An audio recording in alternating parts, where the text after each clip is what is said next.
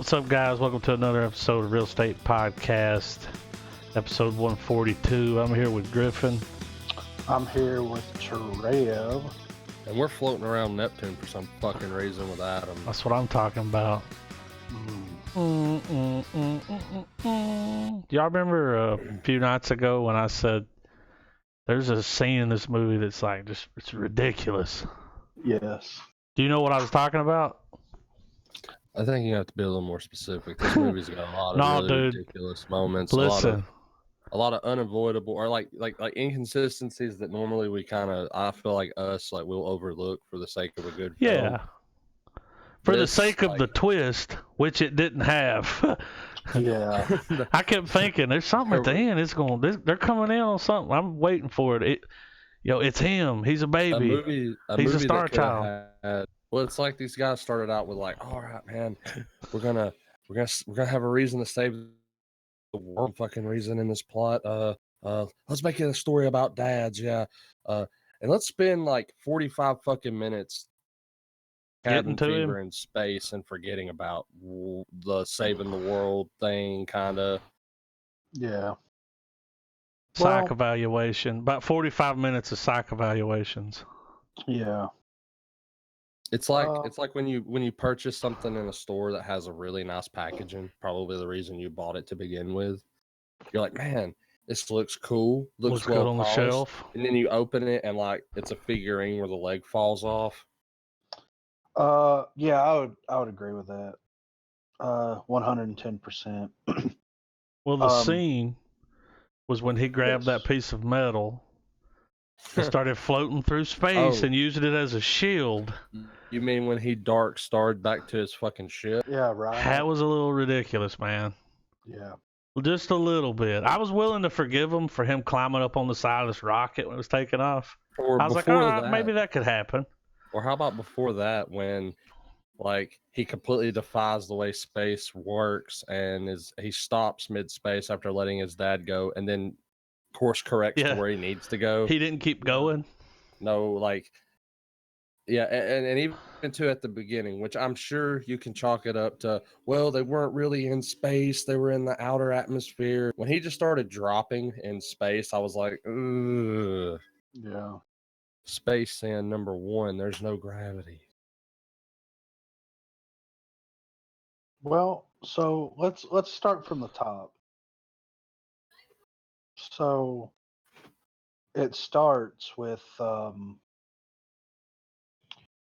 him like on the International Space Station. Yeah, the space tower. Yeah, something's wrong with one of the robots, of course. Gotta go out and work on it. Of course. Takes 5 people. He goes out to work on it. He's climbing down the ladder. He sees the robot malfunctioning.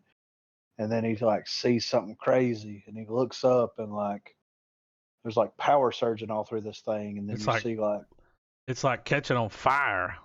Yeah, it's blowing up.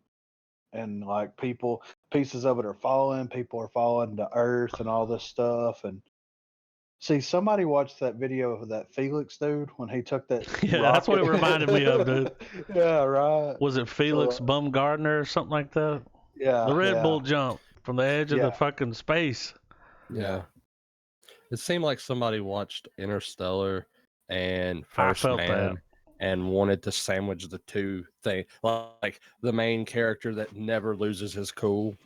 Yeah. Because essentially for like the first hour, this was how much can Brad Pitt take? Well, and they let you know that. In case you don't figure that out, they even tell you, so your heart rate's never gone over 80.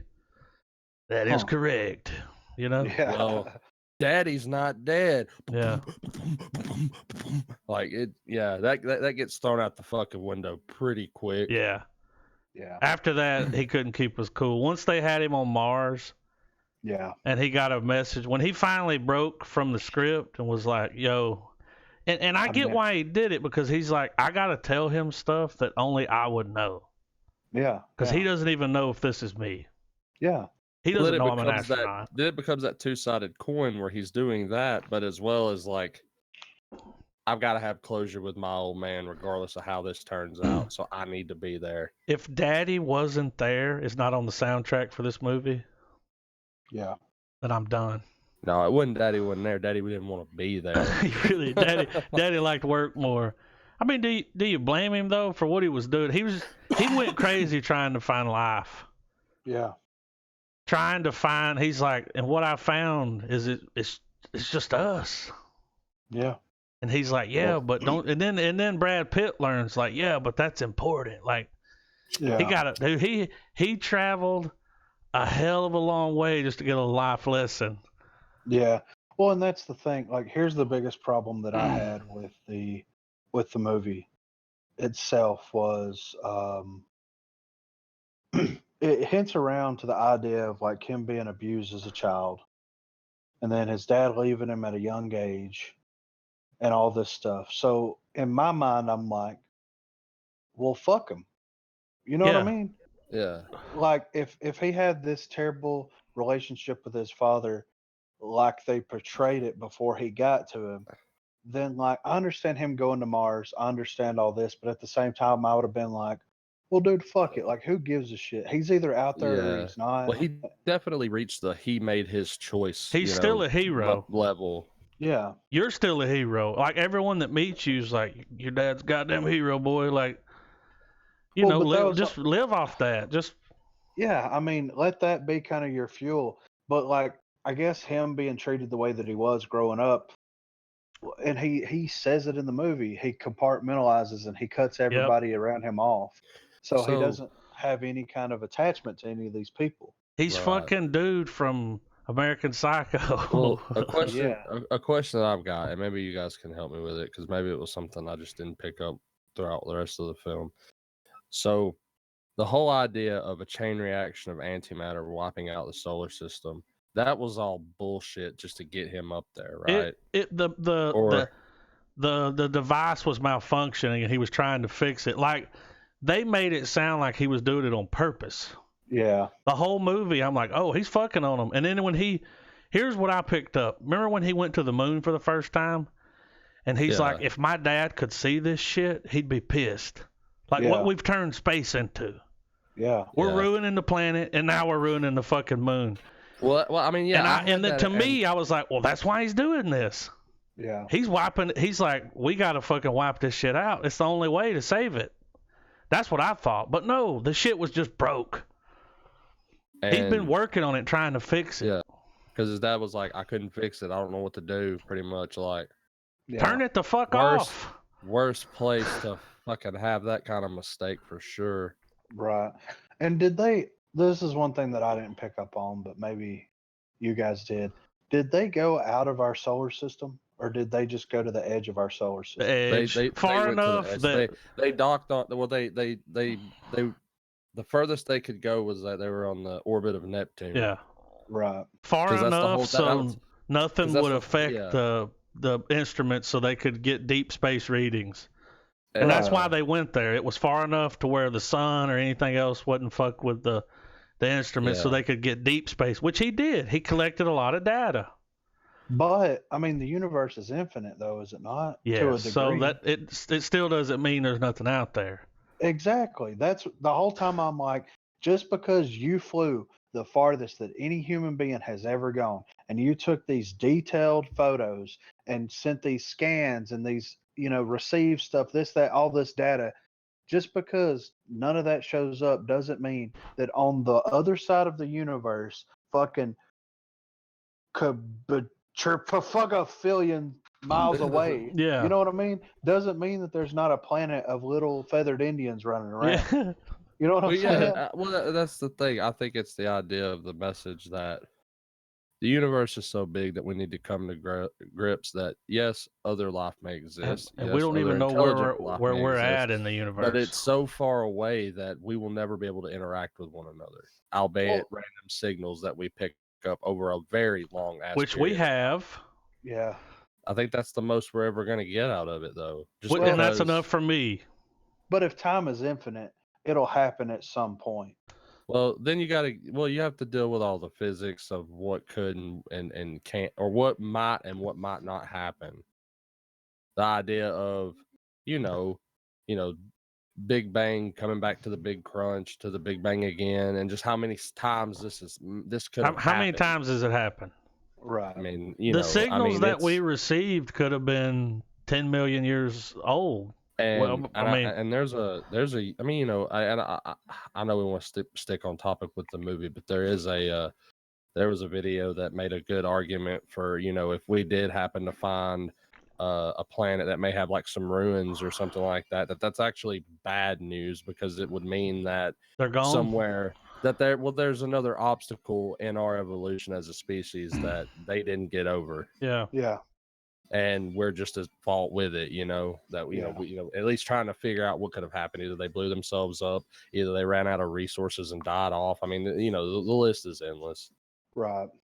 But that's what I couldn't get over in the movie. It's just like, just because you didn't find life, it's like it's like he made a guarantee, or like God made a guarantee to him that, like, if you go here, you will find something, and it never delivered. So he was just like the shell of a human. You got to think about this though. How long was he up there? Well, he left whenever he was 16, and he was a grown ass man, right? Well, yeah. How long was he up there alone after his crew wanted to turn around and go back, and he said fuck that and killed them all? Because they knew it was hopeless. They're like, look, there's nothing here, dude. We got to go back. Yeah.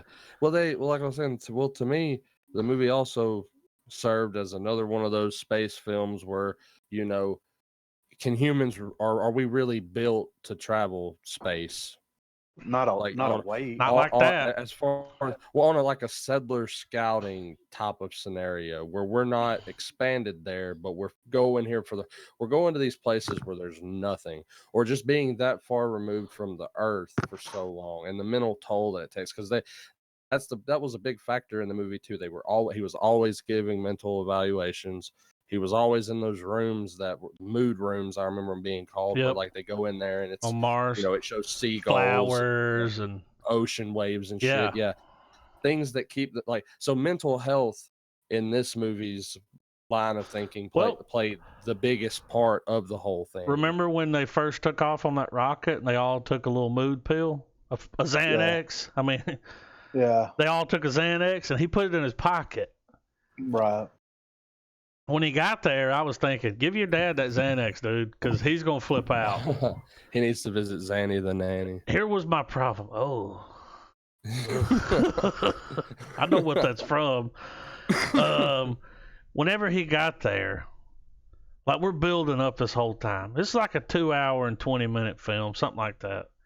We're building, man. We're waiting. We're all along for this ride. And we get those scenes like, all right, the first ridiculous thing we hit are these goddamn monkeys.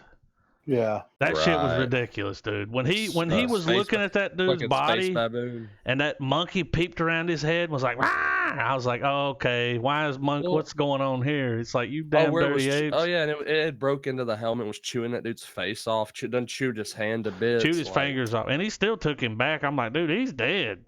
Yeah. He got fucking Travis the Chimp. Y'all remember Travis the Chimp? Yeah. But that was like, when that happened, I was like, okay. And where was the rest of the crew? Did they like eat their spacesuits and them? Like, so so here's the way I took this. There was a surge from the fucking antimatter thing. It fucked that ship up. The monkeys got out, killed people on board. Yeah. All right. Cool. Captain's dead. Now we got fucking Fuckstick in charge. How did he pass all of these psych evaluations to even get to go to Mars? If he couldn't handle this shit when he got, you know what I mean? Like, who was this dude? How did he get on there? Or I think this might go a little bit earlier, man. Well, no, the guy who just straight up shut down when they were fucking entering the atmosphere. Talking about the co-pilot. That's what I'm talking about. I think this is like pit save number 2. I think we need to call this. This is when they're landing on Mars.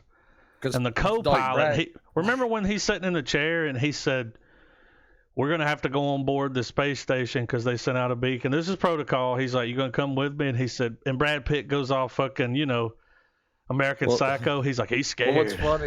What's funny is every, like at the very beginning when he's giving his big, like, you know, I am confident to do my mission the best of my ability, yada, yada, yada.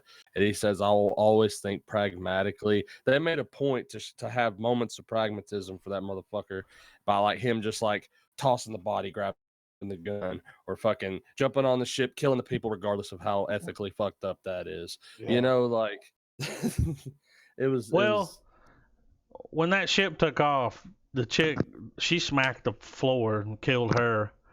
Cracked the window. I was like, you put some tape on that. Like, yeah, I mean, but it's ultimately his fault. It was his fault. Seats if it wasn't for him trying to climb the shit. He climbed onto a ship as it was about to take off. And didn't die. Yeah. And didn't die. You know? I'll say this. Number 957, you know. Brad Pitt did some good acting in the movie. Yeah, I agree. He did some good acting. To me, he just channeled Ryan Gosling from First Man. He did. In a lot of stuff. He watched First Man, was like, that's what I'm doing. You know they filmed that in Atlanta? Really? On Tyler Perry's studio, First Man? Yeah, they did. Wow. Now I know we've kind of harkened a lot of bad stuff on this, but, you know, the idea was really cool. And some of the, like, to me, the scenes from the beginning up until Mars were really good. I was, you know, okay, like, you know, it sets the course. All right, he's got to get to the moon, so we see him get to the moon. All right, from the moon, we got to get to Mars. We got moon pirates. But that was a cool scene. You know, we get it that it's going to take a minute to get from Mars to Neptune. But we didn't. Well, thank God it wasn't a 3-hour movie. Is all I'm saying. Well, I mean, I'm pretty sure a good 30 minutes was the whole him, the feeding tube, and you know all that bullshit. And just the concept that it was the end, man. The way this movie ended was wrong.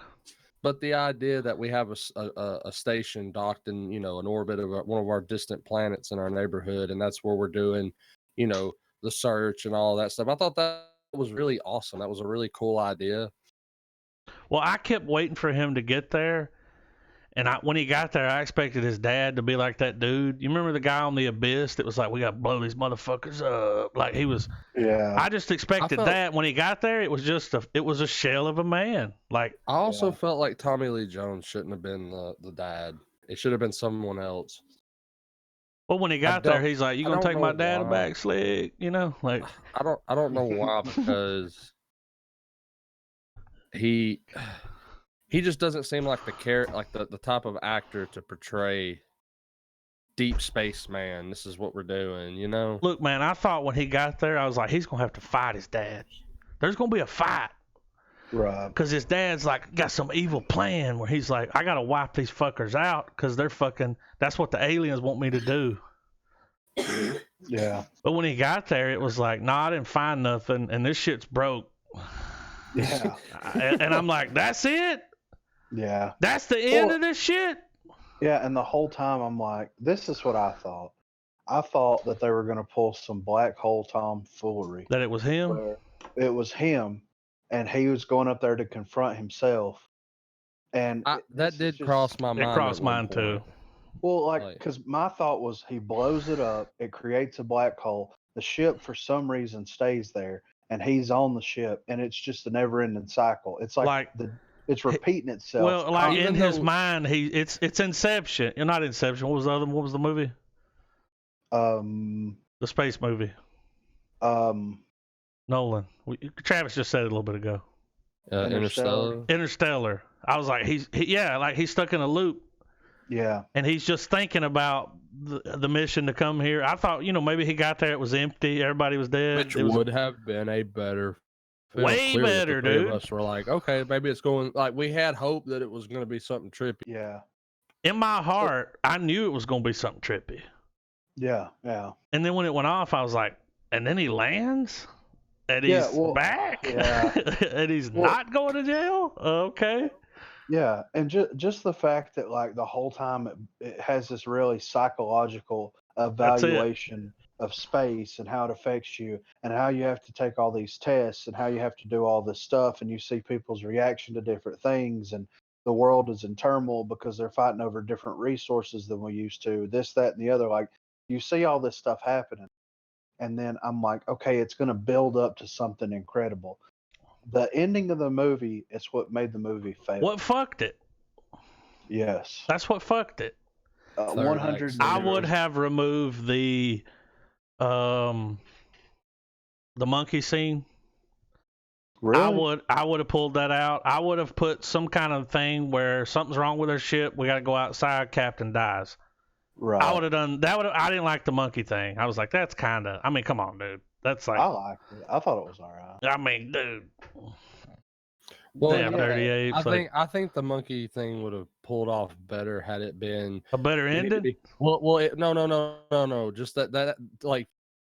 Where was the rest of the crew? Well, for pure bullshit to go on with your argument of how you think you would cut it.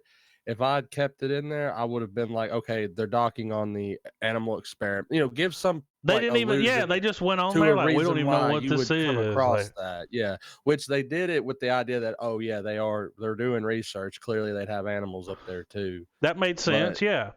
Because it is. I mean, I guess it is. I mean, it is a clunky scene. I just thought it was just unnecessary shock value. That's what I'm saying. I would have just done something like the captain had to die because we needed the scene where the dude couldn't land it. That was like probably a $5 million CGI bet. He was gonna let him die. Yeah. And fucking Brad Pitt was like, calm, cool. He's cool as a cucumber over here, like a space cucumber, dude. You know what I'm saying? Yeah. And he's like, I'm taking over, and landed that bitch. And he said, I'm not gonna report this shit. You know why I did what I did.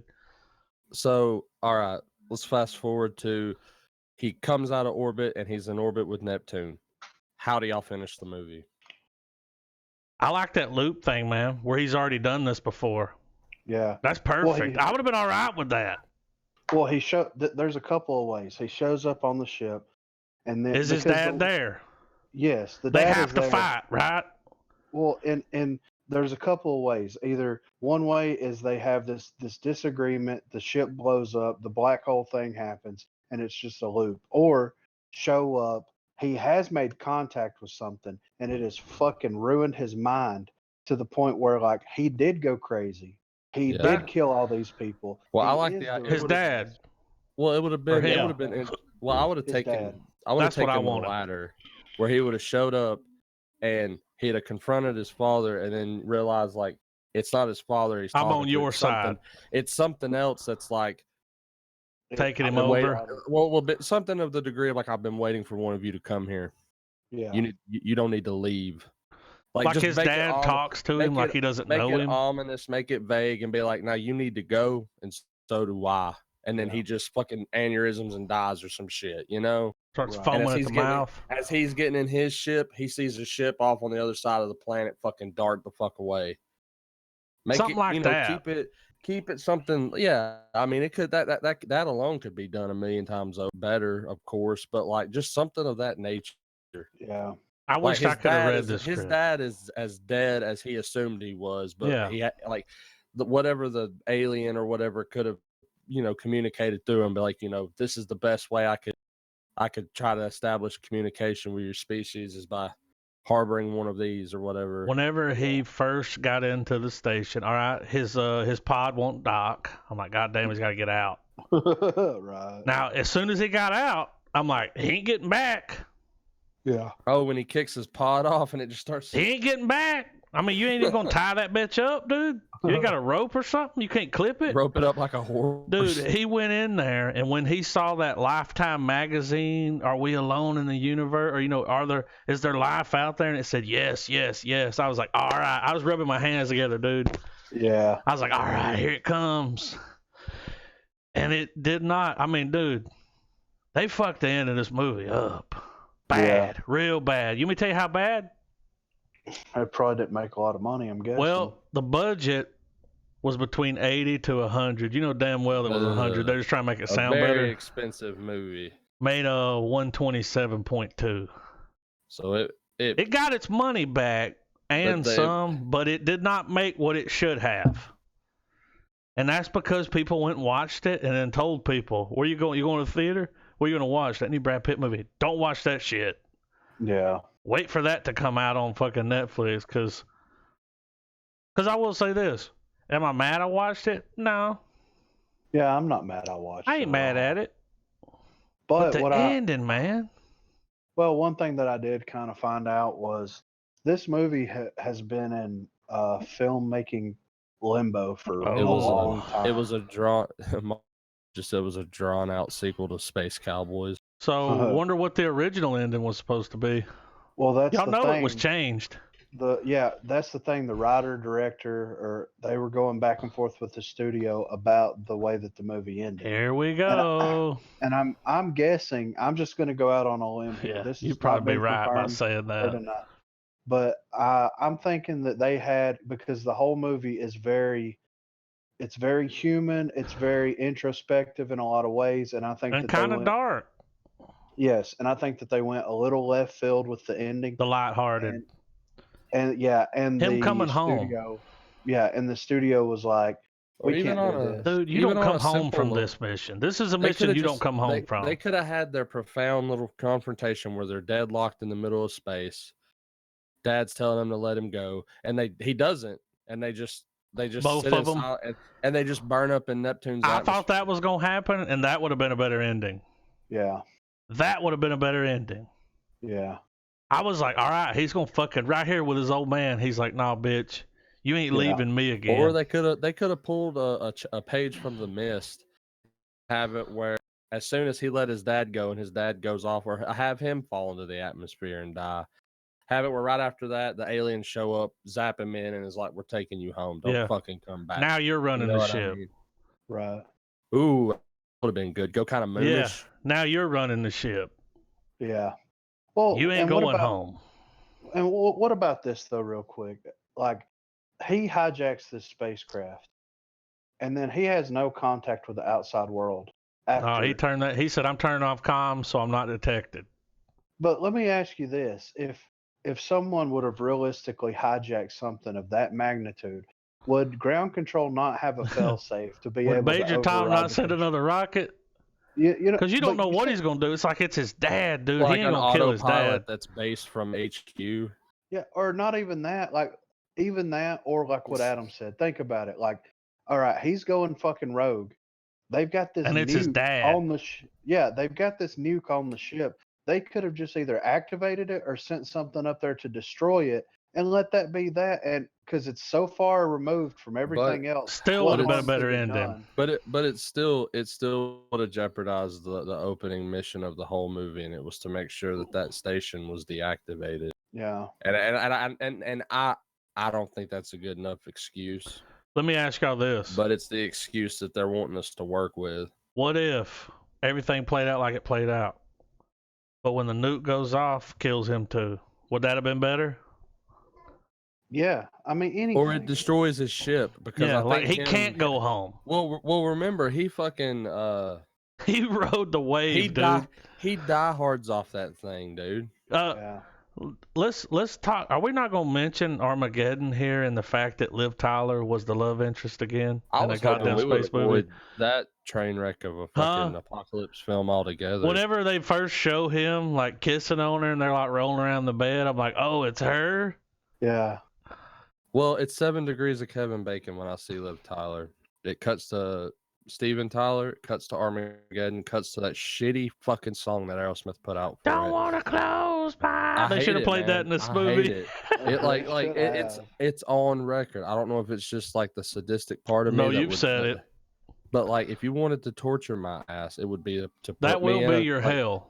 Strap me to a chair and put just, that. Like, they're gonna put those things in your eyes. If you were gonna Daryl Dixon my ass like in The Walking Dead, and they torture him with that song, it would be. Don't give people ideas. I mean, nah. That's gonna be your hell. That's Travis's hell. In a chair. I bite, so I challenge you. Wait, in a chair with those things in his eyes from fucking Clockwork. Dude, and he's watching Armageddon on repeat. Repeat for eternity, dude. But you're listening to that song. Yeah, the volume's muted and the songs. No, it's just the music video. You know there's something wrong with your space film when the guy playing ground control, his scenes are better to watch than the fucking action in space. That's all I'm saying. Because it was Billy Bob Thornton. It was Billy Bob Thornton playing the fucking. Billy Bob killed it. Yeah, I mean, he could have jutted that bottom jaw out and been like, "Looks like you ain't gonna make it, Bruce," and they'd have been like, "Yeah." It'd have been a better film. Detonate it. But there's the no ending, mustard in orbit. The ending fucked this movie up. I would love to know what the original ending was gonna be. I agree. You know it was gonna be better than this. You know, dude. You know, without a shadow of a doubt, that they fucked this movie up, just like they have so many others. Yeah. They fucked this movie up, and it's their fault. And that's it. So who directed this film? I don't even know. I don't know either. My thing is do you think that the studio got involved in rewriting the ending? Of course they did. Well, no, because of Interstellar.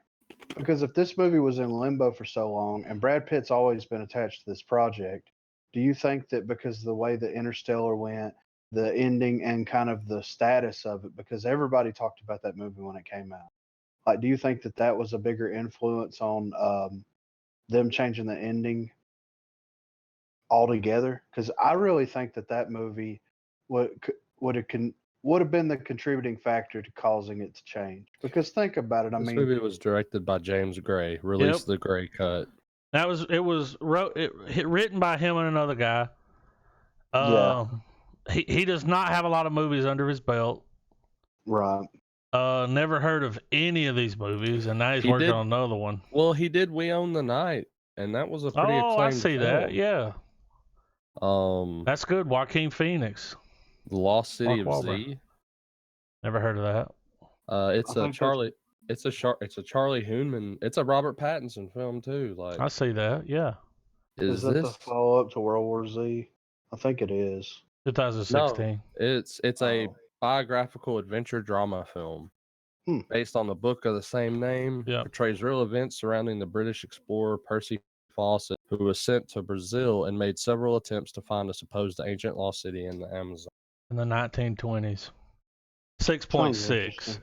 Here's what I want to run by you guys real quick, though. So it's Hunnam and Pattinson as the Pattinson as the two lead roles. I want to throw these numbers at you. So on IMDb, we got a 6.8. All right? I would agree with that. Now, here's what's going to throw you. What do you think the Rotten Tomatoes is? Probably 80. 80? 84. Yeah, see, this is something that critics... 84! Because here's the problem. Most of the critics on Rotten Tomatoes don't like thinking movies. They don't like using their fucking brains. We need to do a real estate ban on Rotten Tomatoes. Like, we don't need to reference them ever again. Well, we got to, because I want to throw this on you. Review website. I want to throw this on you. I'm just looking at the Google thing here. Like, under that, Google users, 58% like this movie. That's about right. Yeah, that's about right. It does. This a half-star movie. Yeah, you know what I'm saying? It's a split down the middle. People are either gonna like just the full-on, like, the people who are watching it for Brad Pitt's star power, and the people who are watching it for a good movie. Yeah. So the writer-director, they had another guy come in, Ethan Gross. He wrote on Fringe, and that's the only thing really he's ever wrote on. Like, he was on Fringe for like 4 episodes. Well, that makes sense that if they would have went with a more sci-fi ending to it, because I mean, Fringe. To me, it was a happy ending. Yeah. He goes there. Well, but yeah, you know what I mean. Like, he goes there. Old man don't want to come home. He's like, "Oh man, take a look at your life." You know, he coming to you. Yeah. He just, now the way he died was cool. He's like, "Fuck it, I'm not going. I'm staying here. Let me go, bitch." Yeah. I ain't going back, dude. I didn't find anything. I'm a failure. He had no idea on Earth he's a goddamn hero. Yeah. Why didn't he tell him that? Well, why didn't he say on Earth, man, you're a fucking hero? I think that he thought that his clout of being his son was enough to be able to bring him back. Nah, he don't even know him. Yeah, exactly. He's like, bitch, I don't even know you. He told him straight up. Didn't care to be there. And he just sat there and was like, "No, I am not." He just took it and was like, "Dude, you ain't got a dad. Like, this dude ain't your dad." Yeah. But it was crazy because at the end of this movie, he goes there, he learns a life lesson. Hold on to what you got. Yeah. Because we're all we got. He comes home, hooks back up with a chick, happy ever after. What? What? I know. It was the ending. Can't end a movie. You can't end a movie like this, like that. No. And expect people, the people that you're playing to. Dude, this is right up our alley. It really is. This is right up our alley with this shit. You know, and also the thing with the son and father, I don't know if you guys made the connection, because I felt like I did. I feel like James Gray probably was bored one night and was trying to write his next film, and he watched The Wandering Earth. Yeah. And was like, let's take that type of peril and just rewrite how that peril comes about. Yeah. But let's have the whole fatherly thing going on. Yeah. Dude, but, everything up until the point that he got there, the third act, everything up until that, it was like, all right, here we go. I'm on board. Yeah. I'm loving it. This is awesome. Like, we're on the moon. We got pirates. Well, they did pirates a good fucked job. Them up. Well, they did a good job of explaining how the world operates in this time. We got 40,000 people dead after the surge. Yeah, like that being itself a catastrophe and all this stuff. And what I thought was crazy about Brad Pitt's performance is like it's two different people wrapped in one. Mm-hmm. You have this guy that goes out of his way to help all these people and all this shit, but he can't let people close to him. Like, it should have been one or the other. You know what I'm saying? Yeah. Because, like, the reason that him and Liv Tyler's relationship didn't work out was because of his daddy issues. But at the same time, he should still have these daddy issues regardless of who he's dealing with. You know what I'm saying? Like, yeah, but it's like, dude, at the same time, you're smart. Yeah. Figure this out. Yeah. Like, you're supposed to be smart. Yeah. Like, real smart to be doing what you're doing. So, yeah. But he was like all hung up on it. But then it wasn't even that though. Like, before they come to him and they're like, oh, "There's some classified shit." All right. Yeah. He don't even know. He thinks he's dead. Yeah. And he's just being an astronaut. Like, that's his life. Yeah. I'm just gonna be an astronaut. Fuck having a relationship. Mom died. Probably. It fucked her up. Yeah, for sure. I'm just gonna do me. Yeah. And be an astronaut. But then over time, he's like, they're fucking using me. Yeah. Oh, fuck that. They used me to find him, and now they're going to kill him. Man, they fucked this movie up. They fucked it up, and it was just the end of it. Yeah. I'm ready to rate it. I've said it. I give it a half star. Yeah. It's a half-star movie. I give it a half star. If they Snyder cut the shit out of it and release the original ending for it, then it might go to a full star, or just even let me read it. A Death Star. Yeah. Just let me read. Just let me know what it was supposed to be, because I know in my heart that's not the original ending of that movie. No, for Ain't no goddamn way somebody wrote a movie like that and made that the ending. He goes there, blows it up, lands. Yeah. No. Wasn't the original ending. No way. And then he's still able to walk when he gets back. Yeah. It's like, dude, you've been in space for fucking. Dude, you wouldn't be able to walk for like a month. Yeah, longer. That's what I thought. I was like, he can't walk. And then he got out of it, was like smiling at him. Well, them reaching for him, I'm like, dude, that dude put his hand in. Yeah, dude. He's been in zero gravity for how long? Yeah. It took him Well, it took him a while to get to Mars. Yeah. And then from Mars there was over 79 days. Yeah. So we got another 79 back. Dude's been in space for a while. And it's like, but I will say this. If he did that and came back, he's a goddamn hero. Yeah. He saved the world. Even though he killed like a bunch of people in the process. Yeah. But he did. The only reason I will not give this movie no star is because Brad Pitt did do a good job. Yeah. You can't blame him for the script that he was handed. Yeah. He was only doing what it was whatever was on paper. That's the scene. He did a good job. He played a good astronaut. Yeah. Travis is right though. The First Man's a better space movie. Way better. And you could see, like, it's like, yeah, he watched that. Yeah. For sure. Half star. Yeah.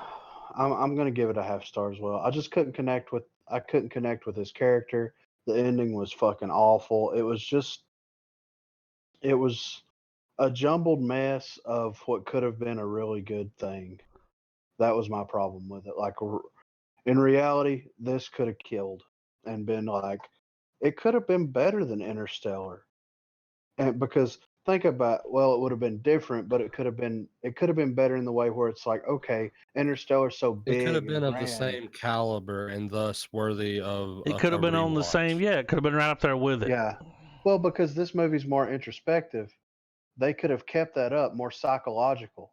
Like, I mean, we didn't really get a whole lot of psychological stuff other than the end of Interstellar. No curveball. So it's just, you know, like, that's all I got, man. Like, they fucked the end of this movie up. And they sent Donald Sutherland up there, knowing his ass couldn't go on no goddamn mission, you know? Yeah, I know. Like, where was his psych evaluation? How you feeling? Short-winded. Yeah. You ain't going. I mean, yeah. He received one transmission back, and they were like, all right, we're sending you home. Yeah. It's like, well, what did he say? Yeah. You're going home. So, yep, half star for me as well. Yeah. So with a half star, I would put it right at a half rating call across the board, right? Yeah. Like at 1.5 star, I think. Yeah. I think it's worthy of that. I think it's worthy of it. It's worthy of of the consensus that you're either gonna like it for its Star attempt power? at its star power and its attempt at some sort of realistic approach to something like that, or you're not gonna like it because it could have been something more. Yeah. Where you liked everything but the last 30 minutes. Well, that's the thing about space, though. Like, let's compare apples and oranges here. Let's compare 2001 and let's compare Gravity. I think Gravity is one of the most realistic space movies. Yeah. Even though it is over the top what these people have to go through, but just the way they portray space and everything. I needed Xanax. I would have to take Xanax to watch Gravity again. Yeah. But this would have been like a happy medium, in my opinion, to be able to be unique. Take the anxiety that Gravity induces and stick it way out further in space and way make out there that even more. Like you could have fucked with people on that. How dangerous was that? Yeah. And he went there and back without a problem. Yeah. Well, it's Brad Pitt, dude. No, I cannot. You know? Hey, let me ask y'all real quick. Did y'all ever watch that Johnny Depp space movie where he's up in space? Yeah, he's up in space fucking around, and then he comes back to Earth and he's a different person. Oh, the astronaut's wife. Yes. Have you? So it was Travis, a really long time ago, man. Like closer to when it was released. It is the astronaut's wife. Same. I watched it on 1999. But it was fucking weird. That's a better space movie than this. Charlize Theron. Yes. It's not bad. Johnny Depp. Is it a mind fuck of a movie? I'm not gonna spoil it. Okay. He gets some space funk. It's a space funk. He comes back weird. Yeah. Dude, wasn't you? But it still tries to play a couple movie, a movie about a relationship. When you see some shit like that, when you see Neptune. Yeah. Well, I don't know. Only 2 people ever saw it, you know. Yeah. Like, he's the only person on Earth when he comes back that's ever seen Neptune. Yeah. That's ever been that far and came back. It's like, dude, you're different. Yeah. Well, the thing about the astronaut's wife is, like, they're up in space doing some shit. Some shit goes sideways. They come back and he's acting weird, and the whole time you're like, why is he acting so weird? What happened? Because it doesn't really show you what happened when they were up there. And it's like, is he having a complete mental breakdown about what he saw or what he experienced, or like, it's a really and he don't open up about it, like. Yeah. You know what the Rotten Tomato score is on that movie? What? 15. 40. Yeah. 15. I mean, it's not a bad movie. But Google user reviews, 79. Yeah, I'd agree with that. It's about a 3/4 star movie. Kind of want to see it.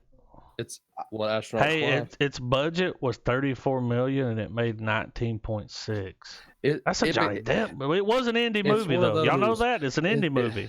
It's one of those. What's the best way to put it? It's one of those. If you're channel surfing late at night and there is nothing to fuck on, it's probably one of those things that's on. You know what I mean? Yeah. That's how I ended up watching it, because there wasn't anything else on. I'm like, oh, Johnny Depp, the chick from Monsters in this movie, because Monster came out around the time that I watched it. You know what I mean? So D made a good assessment. Ad Astra belongs in a string of space movies to have like a grindhouse thing. Yeah. Like a bunch of really over the top, don't make sense space movies. Yeah. Some are good, some are shit. That falls in the middle. They fucked the ending up. Yeah, this is the transitional movie. We're I'm either blaming coming the out studio. from a great movie or getting you set up for the disappointing one. So let's get into this. We've rated it. The real space movie? We've done our that's real time cops. No. But what? Oh, I thought you were transitioning into the Fandalorian. Yeah. Are y'all still Fandalorians? Of course. So far. At this point, Baby Yoda's got to die to break my hold on this show. If Baby Yoda dies, it's going to upset the world. Do you ride, Adam? It's going to upset the world, dude. They're going to storm Disney. I love it. Are you going to be a little bit more dismayed at your morning coffee? I'm going to be jaded. You know what I'm saying? Like, you're going to be very snarky to any clients that come in. They're going to be like, can you get this done? You're like, maybe. Well, Baby Yoda couldn't get it done. Like, yeah. I will say this, though. That goddamn Mandalorian ain't going to let that baby die. No. Ain't happening. He'll die before that baby dies. He'll take his life. You think to save that baby? Of the show Could that be. He ultimately is going to die to keep him. Could be. He'll do it. So here's something I want to know. Do we take it too far if, say, 1-2 seasons down the road now we get Baby Yoda talking? Do you think we get 3 seasons?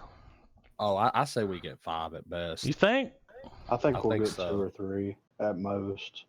I think they're going to keep it short and sweet. This is why. This is why I think, because there's a lot of rumors going around that this movie is going to somehow tie in directly with. It's going to tie into something. Why would they do it? The end of the Skywalker saga. Why would they do it? The last episode of this comes out the week before Rise of Skywalker, whatever it is, comes out. So there's a lot of theories that are saying, hey, this is going to have some kind of tie-in, contribution. Yeah, it's not just a coincidence. Like, this is also going to kind of serve as a prologue to the sequel trilogy as a whole. Possibly.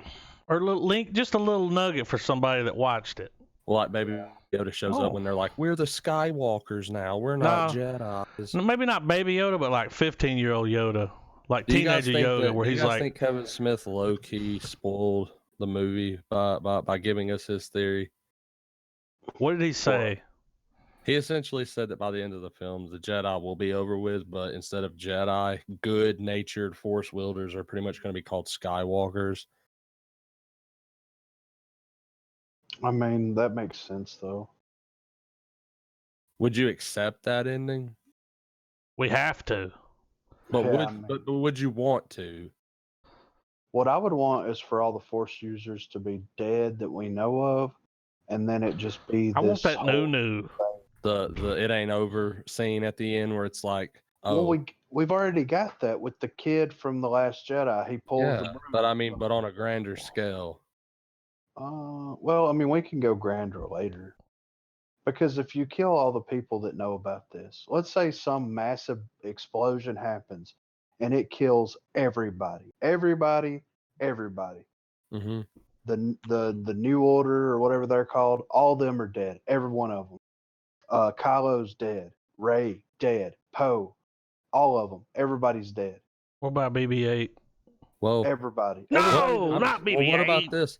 What if the last shot of the Skywalker saga is taking place, or the last scene takes place inside the Force? Well, that'd be cool. But what I was saying though is like, if you kill everybody, the only thing that would be left was documentation from what happened Stories. in the past. Well, that's what it's originally supposed to have been, dude. The original ending was supposed to be it's all coming from R2 relaying it to somebody. Right. So, but people don't want that. People don't want Lucas's original vision. That's the sad thing. While we kind of collectively want it in pieces, the majority. That's why Disney straight up took the last bit of shit. Lucas was like, "Hey, y'all should do this with the saga," and they were like, "Oh, well, at least we've got backup toilet paper now. Thanks, George." Yeah. Well, and say they don't have to go as like, what. It's okay if they don't go that way. But it's okay, to me, it would be okay if the end of the movie happens and everybody dies and there is nobody known left that has these Force abilities. That way, it's a blank fucking slate. They can do whatever the fuck that they want to do. They can introduce whatever they want to. We don't have to talk about midichlorians anymore. We don't have to talk about Jedi Sith anymore. I'm glad you said midichlorians, because I wish, whether people like the shit or not, I wish they would have let the trilogy end the way George wanted it, and it was going to deal with midichlorians, and it was going to be in a way that I think is probably going to make fucking sense. Since there's talk of it at the beginning, there's no talk of it once the Order 66 goes down, and you have it brought back through whatever exposition of the story, and have it all tie into itself. Yeah. But people would have hated it. They would have, they would have shit on it. But at the same time, as many people shit on the prequels, there's probably a ton of people out there that when they sit down and watch Star Wars, they sit through those 3 fucking movies. They probably bitch about it, poke fun at it the whole time, but they do. If you're going to actually enjoy Star Wars, you got to watch it. Wait, though, there's something I've noticed over the years. A lot of people have come around. But a lot of haters back in the day came around and were like, okay, it ain't that bad. Because they want to hate Disney now. Like they're like, well, I was there before Disney. Yeah, well, and it's a case of they hated Lucas's vision and what he was doing for so long that he goes like, all right, well, fuck it, there won't be Star Wars. I never hated it. I'm just along for the ride. Well, here's the thing. Like, at the end of the day, I'm just happy to get more Star Wars. There's just as much cheesy, dumb shit in the prequels as there was in the original trilogy. And I never understood the hate for it. So we're totally okay and heartwarming and endearing at the fact that the stormtrooper knocked his fucking head on the blast door walking in. And we're cool with that. But we hate Jar Jar Binks. Or we, or fucking throw any of that shit. Or we hate the pod racing. Yeah. Pod racing was cool.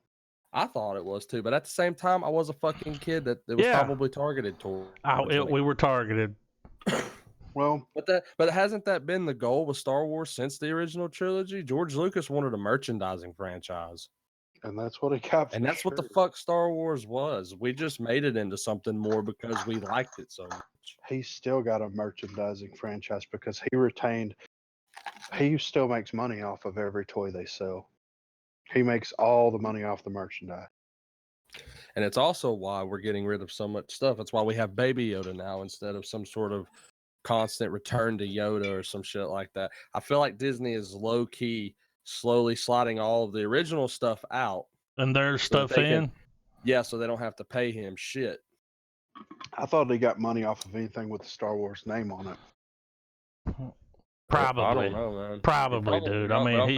But I feel like that's a business move that they would do. Like, you didn't create, because that's the thing. BB-8 wasn't created under the Star Wars moniker. Well, guys, we're talking about a film series that's been going on since 1977, a storyline.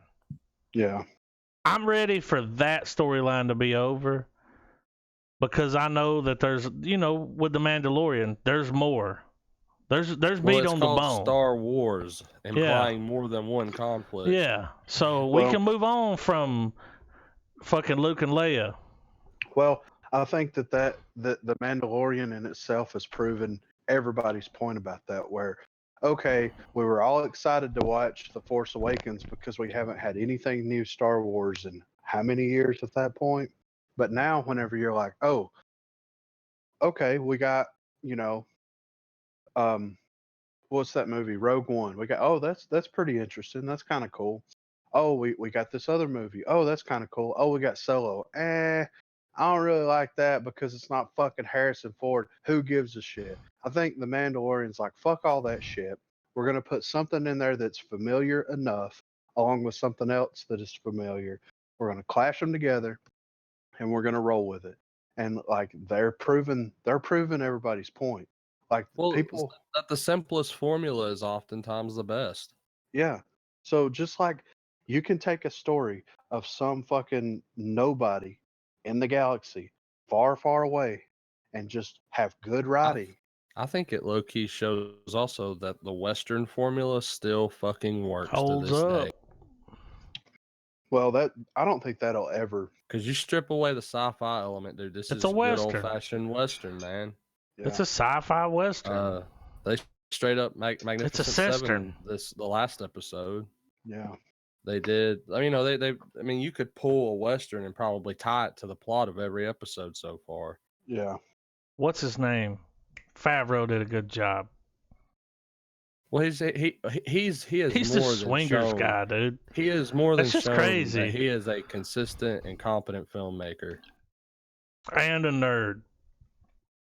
Well, yeah, it just shows his fandom, dude. He's a nerd. Well, I mean, come on.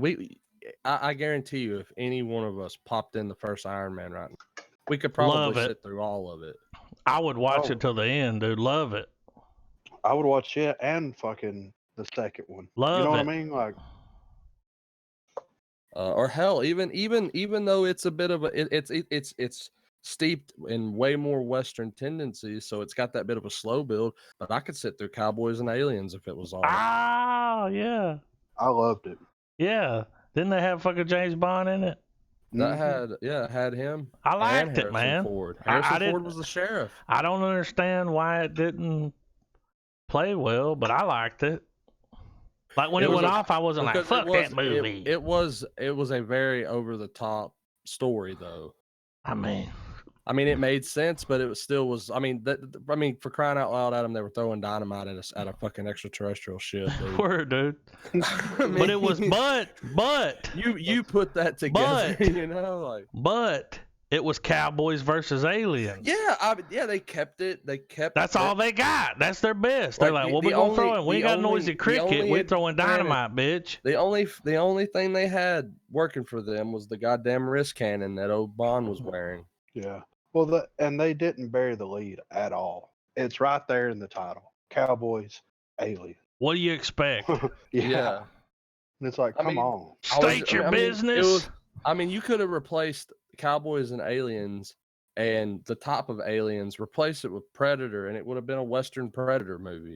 Which I would love, Travis. Get the pen and paper out. We're going to start writing this bitch right fucking now. Oh, the Predator shows up. The fucking Predator rolls up on the Wild West. Like he comes like 400 or 500 years before modern times and shit. Yeah. I mean, dude, that's a movie that I'd watch. I'd watch it. That's right up my alley. But here's my thing. It would have to be like an hour and a half of Predator just massacring these motherfuckers, dude. Yeah. Or Predator rolls into a town. The town's having hard times with the guy wearing the black hat that's got the gang. He saves the day. Dude, or how about this shit? How about we have the ending where you find out that the Predator he's one of the ones that are sent out to do the hunt to prove their manhood or whatever. I can't remember which film's logic this is going by. The one we watched not too long ago, where they were like, he had to come there to kill somebody. So it was that Predator movie, that last one. What was it called? He comes to Earth in the Wild Predator, West. He's fucking shit. He's fucking shit up, right? Well, he's got to take out fucking Bill Gringo Watson and bring him back because of trophy. The Cowboys and the fucking Indians, they band together. The Cowboys get wiped the fuck out. Like they're the ones that do the last stand and they die so that the very main character can survive, and it's the fucking Native American. Well, he fucking hits his ass, or like not him, but like say he's an amateur. he's not he's not as on the level of the predators that we've seen in recent films. So he fucks up and like he either falls or something to that nature to where he's all fucked up. He's like that bounty hunter from at the end of this episode. Have it tie into where the predators showed them some shit for saving his life, and it's like it ties into some Native American ritual thing. That would be cool. What's going to happen on the Mandalorian? Well, let's talk about who we think that person at the end was. So, who do you guys think that person at the end was? I have no idea. We got 3 episodes left. Next episode airs in 3 days. I don't think it's Carl Weathers. I think that it is someone that either Carl Weathers or whoever. Because did the guy, I can't remember, did the guy that originally gave him the bounty, did the Mandalorian kill him, the old guy? So what if it like he hired? We didn't see him die. I didn't think we did. Nope. So I think it's either Carl Weathers or that guy, or both of them are like, we got to get this motherfucker. He made us look like a bunch of fucking amateurs. You said it earlier. It's the anti-hero. It's the anti-bounty hunter. Yeah, because the Mandalorian is the hero. So now we got the the other version of him. We got that fucking. Well, now we gotta know how long has he been tracking him. Ever since that ship popped off. Yeah. So conceivably, he could have went to that village that the Mandalorian saved and 5 massacred episodes. everybody there. Well, we know that they can still find Baby Yoda because motherfucker shows up with a tracker. So remember they all have trackers. They've reiterated that anyone who is a bounty hunter or does any but who's brave enough to come? Yeah. Because everybody knows that Mando ain't no joke. I got a little bone to pick with this episode. All right, he meets the young guy. What's your name? Blah, blah, blah. I'm trying to do this. Cool. He never told him his name was Mando. Next scene, what's up, Mando? Dude, he never told him that was his name. Did y'all notice that? Well, I think Mando's just short for Mandalorian. Well, I mean, I think that's just one of those. Well, what if never it's said his name? What if it's old chick from the other planet that's looking for him, cashing in on it? Well, she's decided to, what if they keep kind of alluding to that person? They never show the face. And then there's a part where Mandalorian's in a hot moment and they show up. You know what I mean? They save him. And you find out, oh, he wasn't hunting them. They were trying to like party up, dude. Like, right. Here's the description for the next episode, chapter 6. I mean, in keeping it as dark as it's going for a Star Wars property, it still manages to stay light in tone so that families can enjoy it. Yeah. Which is a hard balancing act. Let me throw this at you. They're executing it great, though. This might add to it. Next episode, on the 13th, 3 days from now, the Mandalorian joins a crew of mercenaries on a dangerous mission. All right? Episode 7, on the 18th, an old rival extends an invitation for the Mandalorian to make peace. So an old rival? Carl Weathers. Yeah. So, I don't know if that was him walking up, because I don't think those were his legs. An old rival? It's got to be an old rival. What if it's the robot? Because I'm trying to think of in terms of, unless they're just going to keep dropping new shit every time, like an episode. Yeah. Which they sort of do within the first 20, and then they're like, okay, let's resolve the episode's conflict. Yeah. Well, I do like how they went back to we went to Tatooine, which was cool. The bar. Yeah. We saw, all that shit. That was kind of, it's cool that they're throwing all this stuff. Well, and it's done so expertly because it's like, dude, this takes place in the same universe, but fuck Skywalker. Yeah. Fuck the Jedi. There's so much other shit going on alongside that. Yeah. That's the beauty of Star Wars. Yeah. And we're finally getting to that point, guys. We're getting there, dude. That's where we've always wanted to be. Yeah, and I think that Rian Johnson, they should have let him make his trilogy. and the fucking guys from Game of Thrones, even though that they got a lot of shit from that last season of Game of Thrones, they should have let them do their shit. Prequels have been canceled. Did y'all know that? A lot of our buddies, prequels have been canceled. No more Game of Thrones. Done. A lot of our buddies have really been wanting an Old Republic set of films. I have buddies from work. Corey, I believe, has mentioned it before. Many times. Yeah. I feel like in keeping with trying to get away from that, I don't think it would be probably a good idea to introduce those movies just yet. You said movies. How about we do a TV show? Yeah. Kind of like, remember Griffin? Remember Griffin? Game of Thrones style. Old Republic. Yeah. But you got to think, too, Disney's got not only Star Wars, but Marvel. Yeah. And you don't want to oversaturate your audience to where there's so many shows that no one watches some of them. Yeah. Well, and that's what I think. We got a break, though. We got a break before Marvel kicks back into full gear. Well, it's about a year, though, because 2021, they're going to be releasing shit out the ass. Yeah. Well, and that's why I think that The Mandalorian's, the story is going to wrap up in 2 to 3 seasons, because I think that unlike Marvel, I think that you could do a serious, deep Game of Thrones type show that is just pure drama, not a lot of action, but every so often when something crazy happens, pops off. That would work better in that universe than a movie, as opposed to Marvel universe. Well, it would be the Old Republic would also make a great platform to give a lot of fandom what they want, and that's Sith versus Jedi action, which we get in the movies, but not on a large scale, where you have 20 Jedi squaring off like an actual battle sequence where it's versus Jedi. Well, and one thing that they can do that I think would be interesting is treat it almost like an older style war film, to where, like, okay, so you've got these people in charge, all this shit's going down. Okay, show 3 to 5 minutes of a battle sequence between these Sith and whatever else is going on in the world, but don't do an extended 25 to 35 minute shot every time that there's a conflict. You said it best. Let it be the climax of the film or trilogy. That this battle is what we're gearing towards. You said it best with the Game of Thrones template.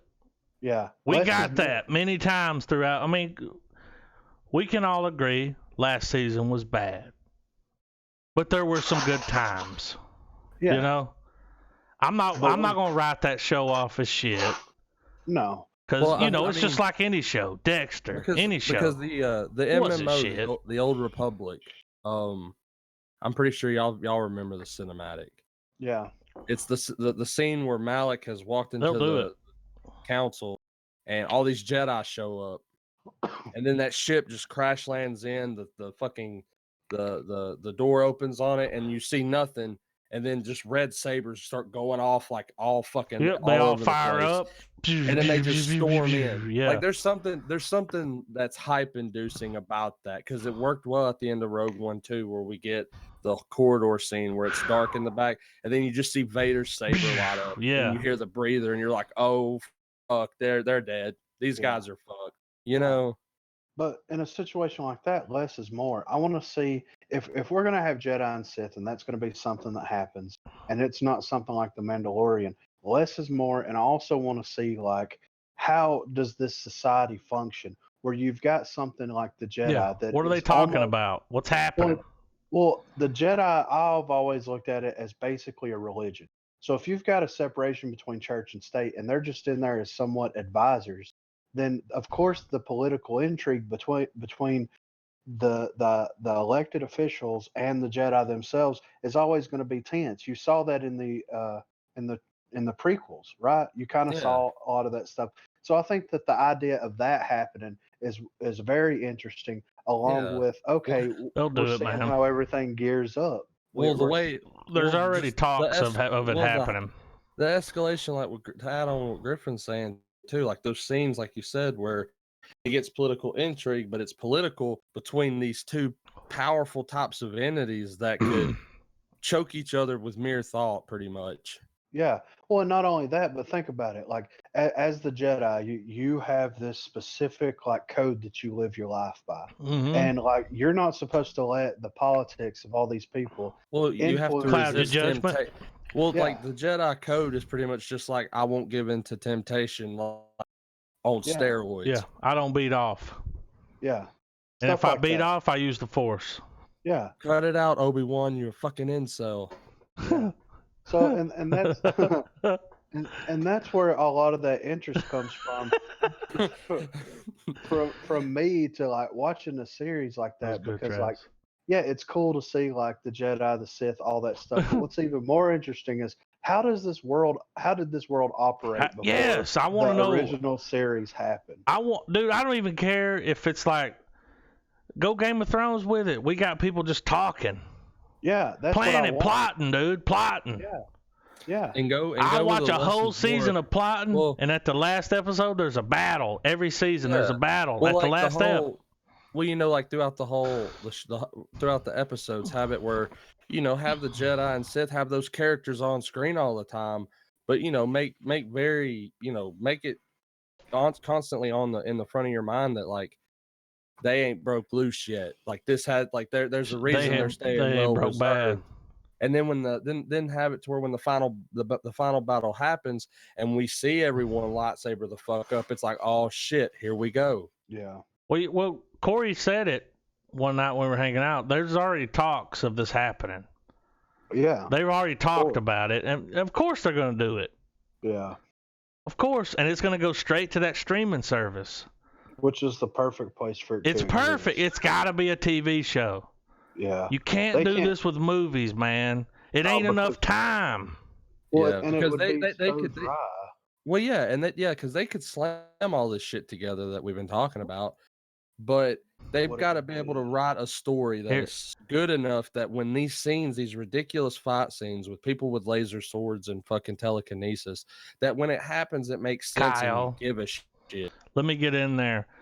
That format works a lot better in the 30 to 42 minute range. Like, yeah, you give me a movie, I'm sitting through a movie of talking. All right, cool. Another movie, talking. All right, cool. Third movie, here we go, battle scene. No, dude, give me a TV show. That's what I need. That's a better format. Way better. And now they make all the money off that. They make more money off of that format for their streamers. They'll make way more money than they would make in the theater. Which you can allow to let your characters ferment. We need it. And get better and develop. That's the thing. Because the whole concept with the Force and stuff is how whatever part of the Force you're applying to yourself, it's always in opposite of how that person behaves. Like they have to, like most people have to undergo a change of behavior for them to be quote unquote one with the Force in the stories. Yeah. Well, we've seen Mando change over time. And and in these 30 minutes, we've seen him change. We get almost a kid's show I am ride or die with this motherfucker, dude. Like a simple storytelling, like the first episode when he finds Baby Yoda, it's okay, he has a heart. Second episode, he's learning the power of friendship, of having people help him. You know what I mean? And it's these little. He's a good dude. I mean, how many times has he helped someone out? That's worked for fucking any age. Do y'all remember? Not this episode, but the last episode when those dudes rolled up on that little rolling wagon, and they're like, "We need help," and he's like, "That's not enough money." Blah blah blah blah blah blah blah. All right, cool. He took the money that they gave him, which was not enough. Gave it to the chick to help him. He didn't even get paid. Yeah. Helped him. Because this shit's drawing too much attention. He's like, I'm going to help you. He got his armor. He's cool. The baby's got bone broth. Like, y'all, he is going to fucking risk his life for this baby. Yeah. He's going to die for this baby. I hope they end the series with him dying. He's going to die for this baby, dude. Yeah. I hope that that's how they end the series, because if they end it any other kind of way, I think that it's going to be a complete disservice to what this guy's been going through already, not counting how many seasons of it we get. You know what I'm saying? Like, he's going to die for that baby. Or what? Yeah, but here's what I'm saying. What if he dies and Baby Yoda saves him, but it's the last that Yoda can do, so he fades the fuck out into the Force. Oh man. Yeah, I cry. I don't want Baby Yoda to die. He's cute. But that's the thing, though. He doesn't die because he's a fucking Baby Yoda, and he can Force Ghost already. You know what I mean? Like, yeah.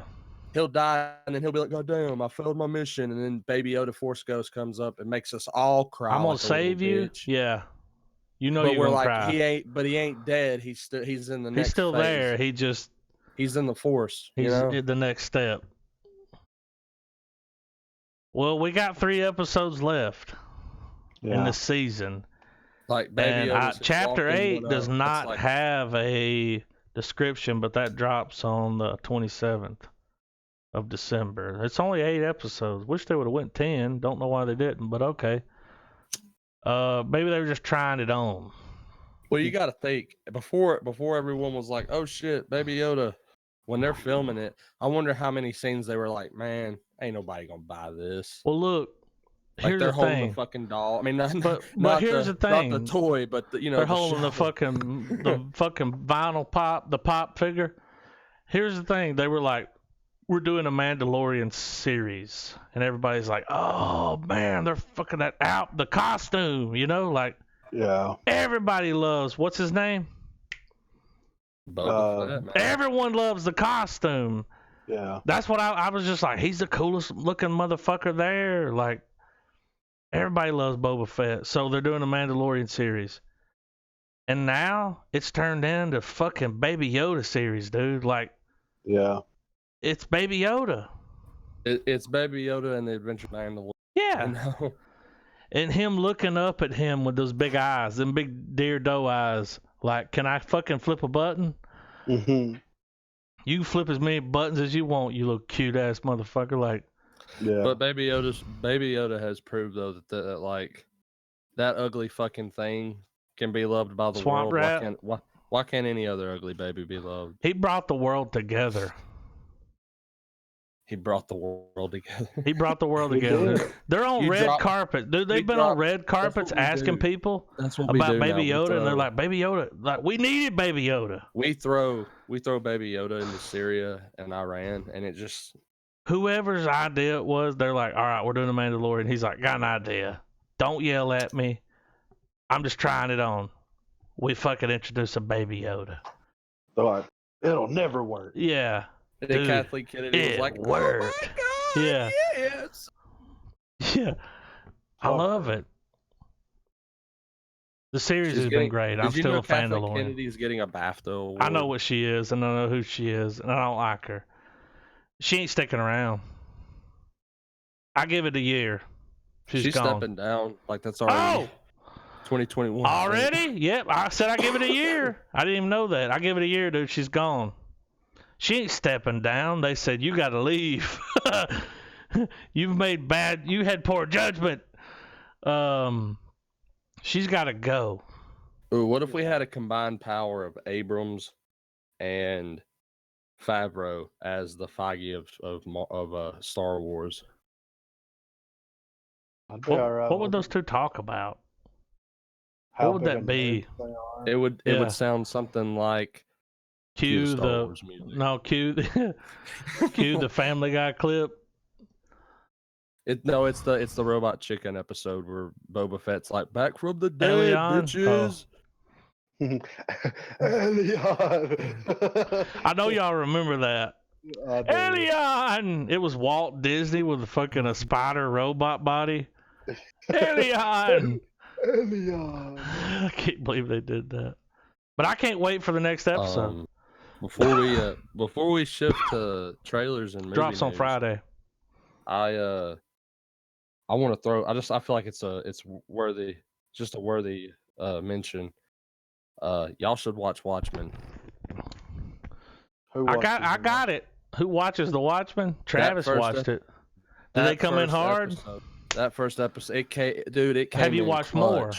It came in clutch, dude. As a matter of fact, I plan on finishing out what episodes there are available. It's almost tomorrow. Over. But still from y'all, man. It came in clutch, and when it does go clutch, it goes off the rails. The Nerdist said it was the best show of 2019. But here's the thing, though. It's not every question that it provides in this first episode. It's clearly not going to answer. So there's a lot of random. There's a lot of random things that happen. Just building you up. That you're going to be like, make why you stick is that around. happening?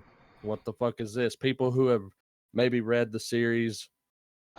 That's good TV making, man. That's the movie. Like they're keep coming back. There's hints to the stuff that's already been out, but it's still a what the fuck type of show, and it's so good, man. It's a lot. It beat my expectations. I knew it was probably going to be a good show, but it's great though.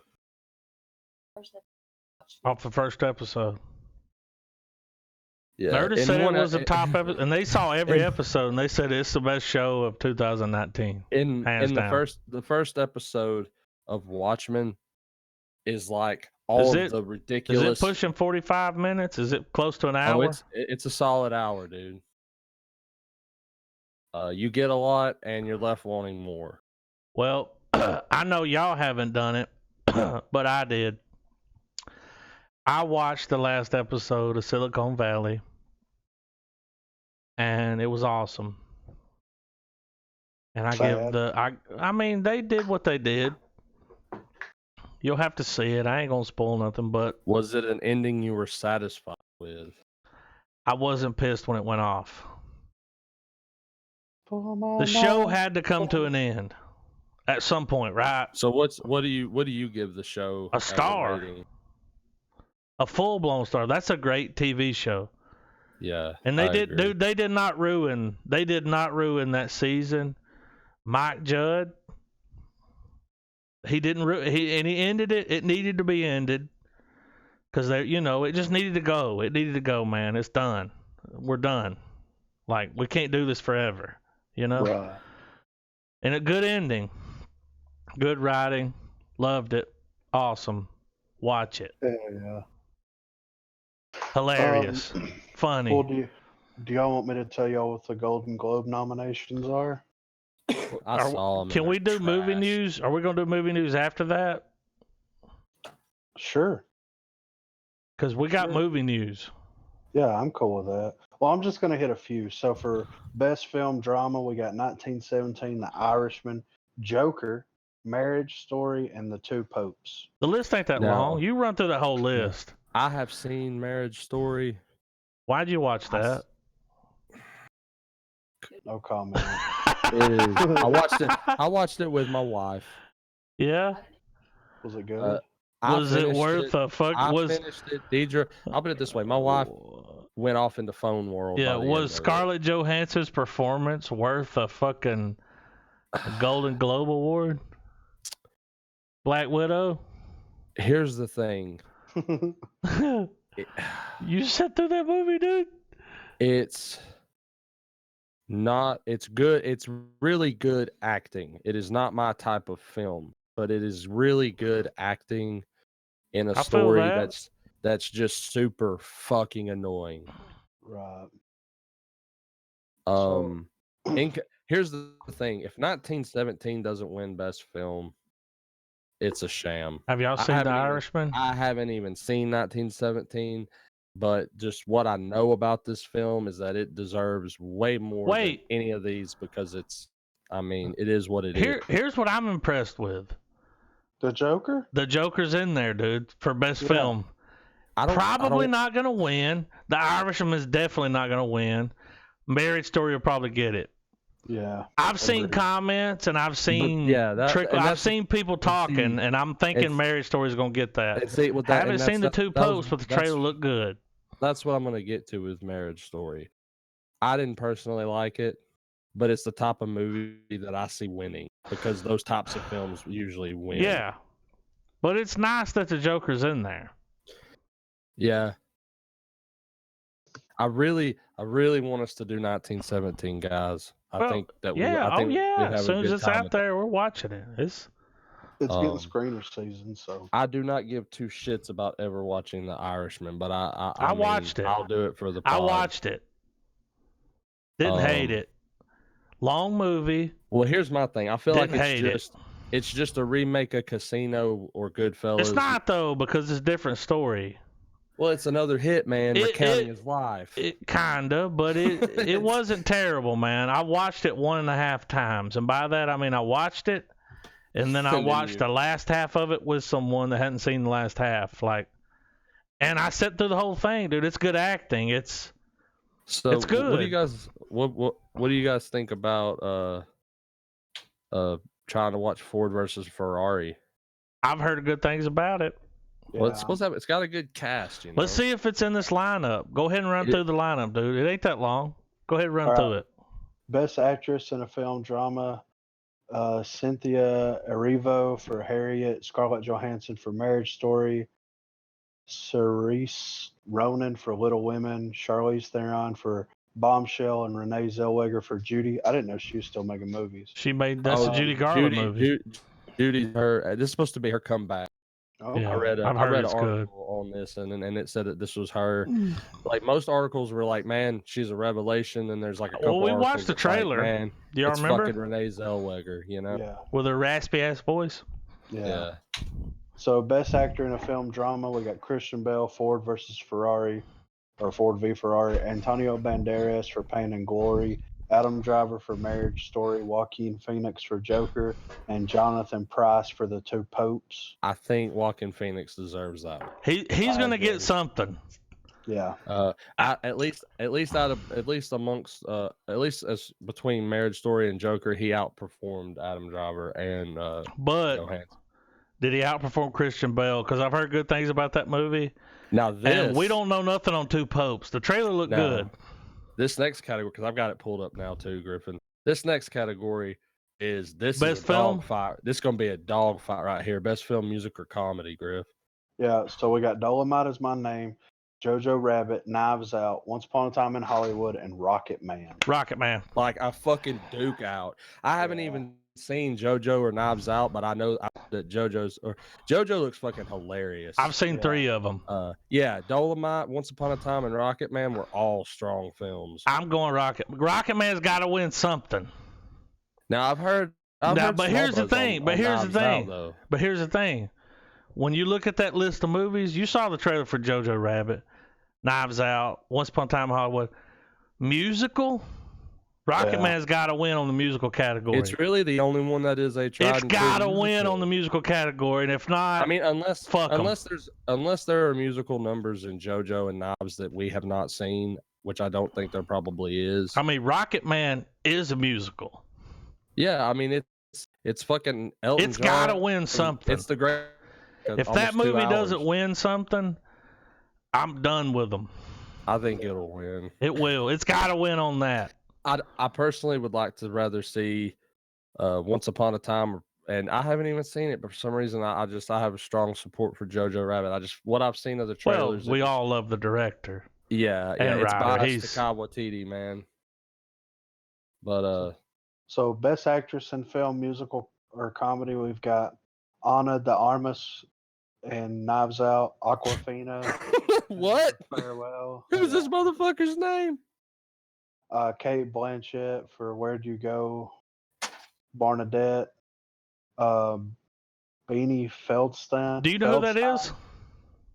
Beanie Feldstein? Do you know who that is? No. Jonah Hill's sister. What? Jonah Hill's sister. Oh, wow. Yeah. And she blew up off of that. And guess what? She's going to play Monica Lewinsky in an upcoming movie. Ooh. Blew up, good dude. For her. Blew up. Looks just like him. I'm about to say she looks just like him. Did you copy that and paste it? Looks just like him. I'm going to do that real quick. So then we got Emma Thompson in Late Night. Holy shit. Best Actor in a Film, Musical, or Comedy, Daniel Craig for Knives Out, Roman Griffin Davis for Jojo Rabbit, Leonardo DiCaprio, Once Upon a Time in Hollywood, Taron Egerton for Rocket Man, and Eddie Murphy for Dolomite Is My Name. All right. Rocket Man's going to win something. Now, here's what's weird. I think Eddie Murphy deserves this one. He's going to get something. He made a big comeback. I'm just saying, we're going to have to come back. We're going to get it. Are we going to do our thing that we always do? Are we going to go through here and pick our picks? Well, for the Academy Awards, we got to, right? We have to, but we could also do it for this. Yeah, we could. Ain't no big deal. You can go through the list, circle who you. But here's the thing: haven't seen all these movies. No, I haven't either. Now, Leonardo DiCaprio, dude. If Leonardo DiCaprio doesn't win a goddamn Oscar before I die, I know, right? What the fuck kind of world am I living in? Yeah. Like he can't be snubbed for that one. But if Rocket Man doesn't win something, it's got to, because even if it's Best Actor, yeah, that's something. That's a win for Rocket Man. It's got to win. Yeah. But Eddie Murphy did a good job. He really was. I saw the movie, loved it. Travis, you watched the movie? Yeah, man, it was great. At the end of the movie, did you feel sad? Did it hit you with that moment, man, where it was like, man, they fucking did it? Yeah, it was. It was real feel good. It was at the the end. best Eddie Murphy movie I've seen in a very long time. Sorry, Griffin, didn't mean to be real. Go ahead. Nah, I'm gonna jump down here to Best Supporting Actress. We got Kathy Bates and Richard Jewell, Annette Bening in The Report, Laura Dern for Marriage Story, Jennifer Lopez for Hustlers, and Margot Robbie for Bombshell. Then we've got Best Supporting Actor, Tom Hanks in A Beautiful Day in the Neighborhood, Anthony Hopkins in The Two Popes, Al Pacino in The Irishman, Joe Pesci in The Irishman, and Brad Pitt in Now Once that Upon a Time in is Hollywood. that's gonna be what a weird two of them. That's but that's still a who's gonna win that? That's a heavyweight bout right there. Look at all. I mean, just the like 5 of the most recognizable actors in the last 50 years. I haven't seen Two Popes. Now Tom Hanks might get it. Don't know. Seen the trailer. Well, I mean, he's Tom Hanks. That movie's getting really good support. Well, Al Pacino acted his ass off of that movie, dude, and so did Joe Pesci. But Al Pacino, he stole it. You want to know the funny thing about? You want to know the funny thing about all these actors? These are 5 actors who have all achieved that level of fame where they just can't walk into a room without being noticed. Well, even though it's A Beautiful Day in the Neighborhood, it's Tom Hanks. It's Tom fucking Hanks. In The Two Popes, he may be the Pope, but it's Anthony Hopkins. It's fucking They're not their characters; they're themselves, and that it's fine. I'm gonna give it to Brad Pitt. Yeah, but I'm giving it to Brad Pitt, and I saw the because Brad Pitt's Brad Pitt, Joe Pesci. Shit, the only reason you should watch The Irishman, dude. He's Joe Pesci. I mean, I probably it's good, will. Dude. It's good. It's good, man. I'm give and take with some of those fucking mob movies, man. Some of them are really good, and some of them are just plain stupid. It's a good movie. It's a true story. Anyway, Best Director. Best Director, we've got Bong Joon-ho for Parasite. Look, I'm going to be honest, guys. I have not stopped seeing shit about this Parasite movie. They keep going on and on about it. We have to watch it. It got Best Screenplay. Yeah. Sam Mendes in 1917, Todd Phillips Joker, Martin Scorsese The Irishman, and Quentin Tarantino for Once Upon a Time in Hollywood. We got to watch Parasite. Trav's the one that busted the trailer out. Yeah, and it looks weird. It looks like I got to watch it. I didn't get much from the trailer. Yeah. I'm all in favor. Yeah. I want to add this in because next we got Best Screenplay. Best Original Story. Tarantino was the only original story this year that made over $100 million in the box office. Really? Yes, he was the only didn't come from a book. Only original screenplay that grossed over $100 million. Wow. This year. So he's got to win something. Yeah. So we got Marriage Story, Parasite, Two Popes, Once Upon a Time in Hollywood, and The Irishman in that category. And then I'm not seeing anything else that I really want. Yeah, we got Best Score, Best Song, Best TV. And a limited TV series. Fuck all that. But I really want to watch Parasite, though, because I see stuff about it constantly. All the time. All the time. It's got to be good. Yeah. So, but that's the Golden Globes, and I pay more attention to I pay more attention to The Oscars. well, yeah, or the Academy Awards, whatever you want to call it. Yeah. More so than the Golden Globes, because the Golden Globes, I mean, it's all dick measuring contest. Yeah, but right? for some reason, it's like, why even have both? Like, you know what I mean? I don't know. What the the Golden Globes covers television. Yeah. And Netflix. Yeah. Netflix cannot win an Oscar. Can't happen. Right. Gotta be in the theater. Why do you think they don't do a legitimate People's Choice for like who got the most this? upvotes, best scores, best reviews? Think about it. They can publish a Google Doc that anybody can go fill out, and you just promote it, and it's the same categories with the same nominations, and then you say this person that won this by this many votes is ding ding ding ding. You know what I'm saying? Yeah, because the Screen Actors Guild. Anyone in the Screen Actors Guild gets a review. They all watch it. They're the ones that vote on that. We have no say so. Well, fuck those. Your Rotten Tomato score has no say so. I know. Your Google review, like it's other actors, but it's like at the same time, it's like, yeah, but I'm the person the movie was made for. So yeah. I mean, anyway. What kind I gotta bring this up. Travis dropped a link in here. He linked a link for a picture, and it's from Zack Snyder, and it says, "Is it real?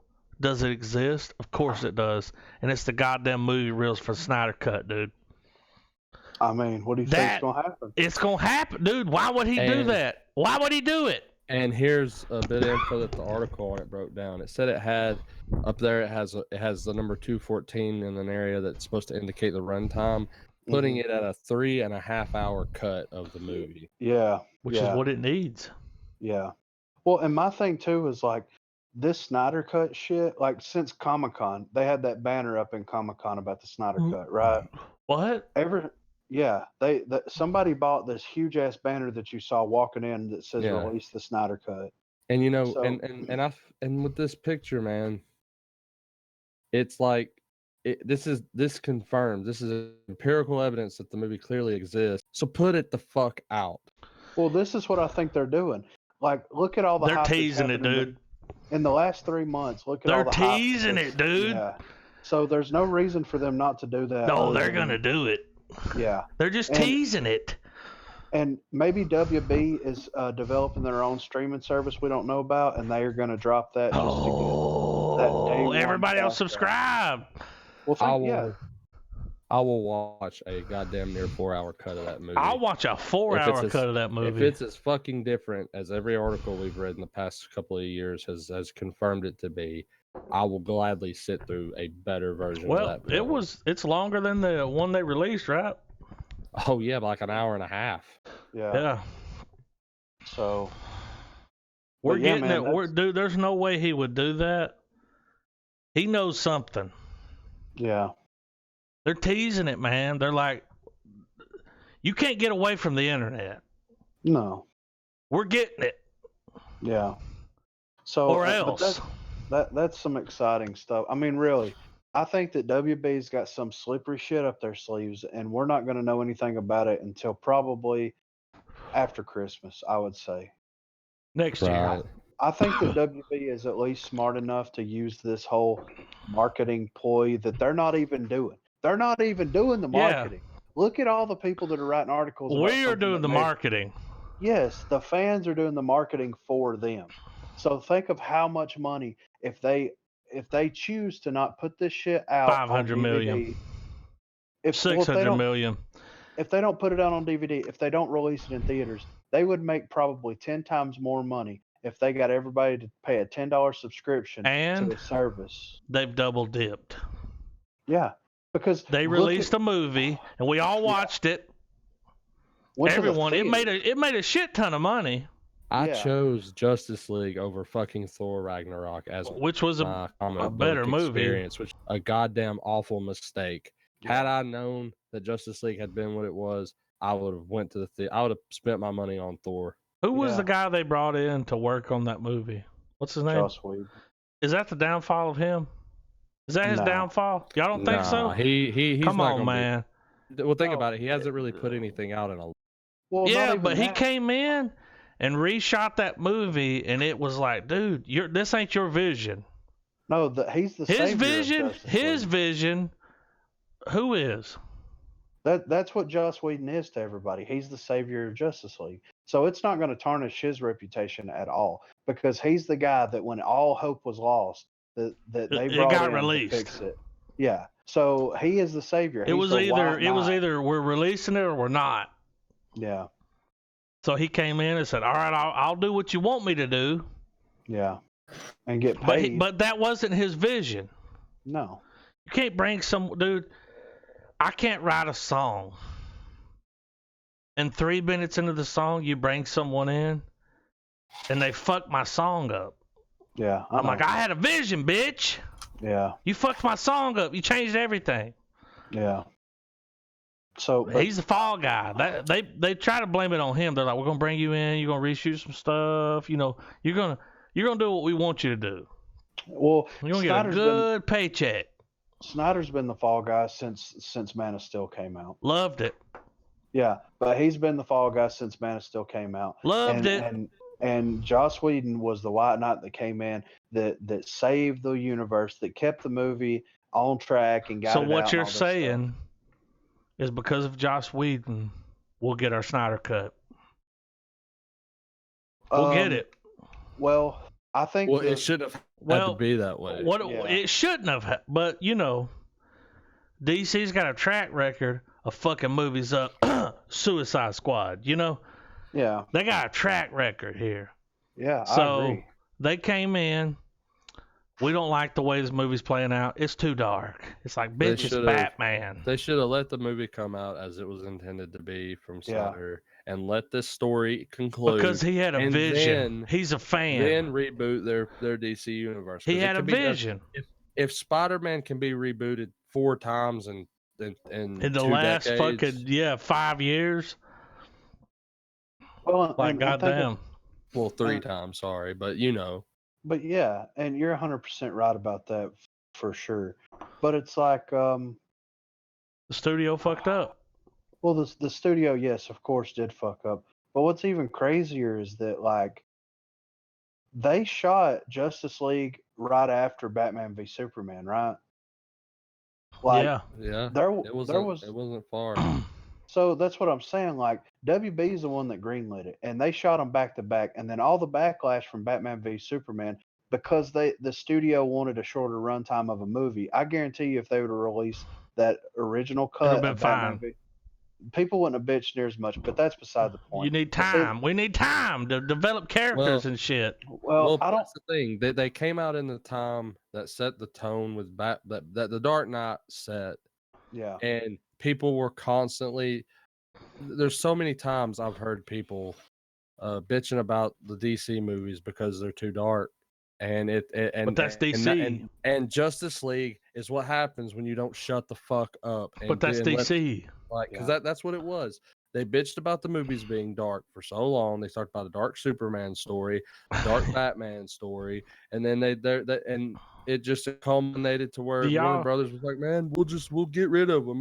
Hey, Josh, you doing anything? Do y'all remember the one movie where Superman like had a breakdown, had to fight himself? Yeah, that shit was dark, dude. That was in the 80s. That's dark, man. Well, I feel like a dark story contrasts well with Superman because it has to show that someone who wholeheartedly believes in the greater good, you have to have something equally as devastating, and that's like some sort of profound style of evil to be equated with Superman. Yeah, yin and yang over here. Yeah, So I mean, and I hope WB has learned a lesson, especially with Suicide Squad and stuff that like, and even Wonder Woman. They didn't start working on these movies until the movie came out. The only one that they really did that with was Batman v Superman and Justice League. And look at what we've got. And look at how look at how people have reacted. I'm not going to say the majority of the internet, because the majority of the people on the internet are fucking stupid and they don't understand like what we saw in that film. But that's beside the point. I want to say something. No, okay. Go ahead. Hit your butt. Go ahead. But the thing is like hopefully WB has learned from this mistake. And if you're going to hire someone to do a series, let them release their movie. If we're going to take critics and everybody's reaction into account, then at least let it come out, see what people say about it, and then go forward with the film. If they didn't, if people wouldn't have bitched about Batman v Superman and they would have went ahead with Justice League, it would have been fine. Or if they would have just waited about 6 months to a year after Batman v Superman came out and then went forward with making Justice League, then we might have kept Snyder. We might have kept a lot of his ideas, but they may have changed it slightly, just slightly. And a little bit of change is a lot better than a lot of bit of change. Yeah, than what we got. All right, look, Superman, Man of Steel, awesome. Yeah. The motherfucker that they got playing Superman, god damn, he's Superman. Yeah. He looks like Superman, you know? Yeah. Yeah. Guess what? Ben Affleck, Batman, dude. Yeah. He Batman the fuck out of it, dude. Yeah. He was Batman. He did a lot better than I think people. Oh my dude, it pisses me off. Yeah, he was a good Batman. He was a good Batman. Dude, hey. He's better than Christian Bale. He didn't have the writing.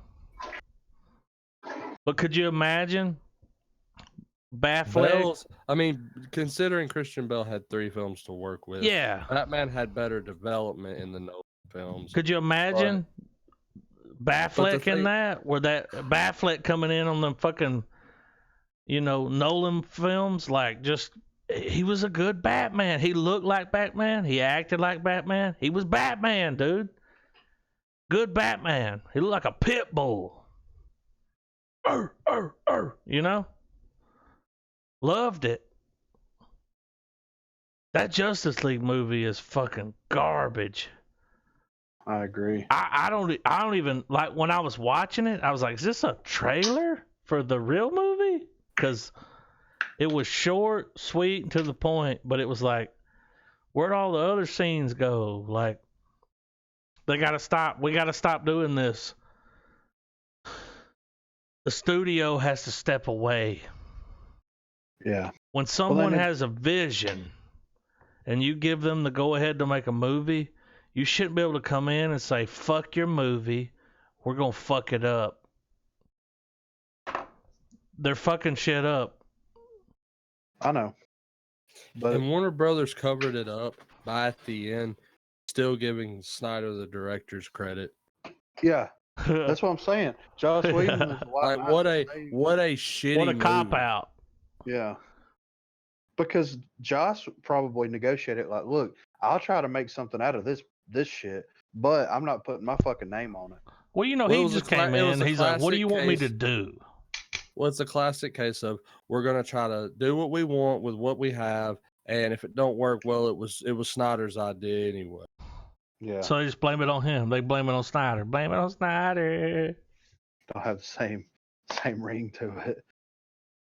But I mean, and I feel like the sad truth would be that perhaps this cut may not fix some of the technical things that we don't like about it, but at least narratively, it seems like it would have been different enough to be a better film. I don't even remember it. I don't even remember the Justice League movie. I don't remember. I just remember Superman being like, why am I here? Why am I fucking everybody up? That's all I remember. I don't remember shit. Right. I just blocked it. I watched it and was like, no, don't do this to me. Why? Release it. I still thought the way they resurrected Superman was fucking stupid. Yeah. Well, and that's what I'm saying. Like, we'll just defib him with a flash. I think that in the Snyder Cut, like, I think Darkseid's the one that actually made that shit happen, or or at least Steppenwolf. So it's just like, I think there's a lot of things in that cut of the movie. Why did they shut him down, man? Because why'd they shut him down? What was it? Because people bitching about people. Who are these people? Everybody that gave Batman v Superman shit. That's why. That's a good movie. Yeah, but so is Man of Steel. Who are these people? Why do they have control of the fucking universe? Like, well, because WB's stupid, and they want to listen to their fans more so than listen to the people that they make contracts with. So, they did some screenings. They're like, it's too dark. Essentially. No, but here's what you don't understand. It's DC. It's dark. This ain't Marvel. This ain't Disney. It's dark. You ever watched a Batman cartoon? That shit was dark, dude. Came on right after Gargoyles, It's people that didn't realize that, as well as with Marvel, but with DC, that there are so many different interpretations of a comic character. Mm-hmm. So many. And these movies were just another interpretation that they should have let finish. Yeah. Let me say this. Do you think they've learned from their mistakes? Here we go. No. Well, wait. The greed, the temptation for money will never change. Wait a minute, dude. That Joker movie, I guarantee you that shit's untouched.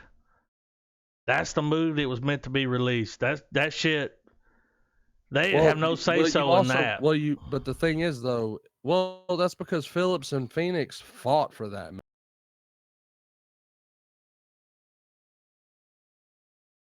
And they also had Deadpool and Logan as a lead-in as well. You got to think about that too. The R-rated. Yeah. I would love to see an R-rated Batman movie. Yeah. You're not playing. You ain't selling toys. We're not selling toys here. You'll always sell Batman toys. Well, WB is treating the DC licenses Fuck that frog, dude. As if it's Star Wars. You know what I'm talking about? WWWWB. That's basically what they're doing. But back to what I was fixing to say though, like if WB, think of what Disney has done with their streaming service. They've got all those old Marvel animated series and stuff on there, right? Well, guess what's been consistently producing good content for probably almost 20 years now?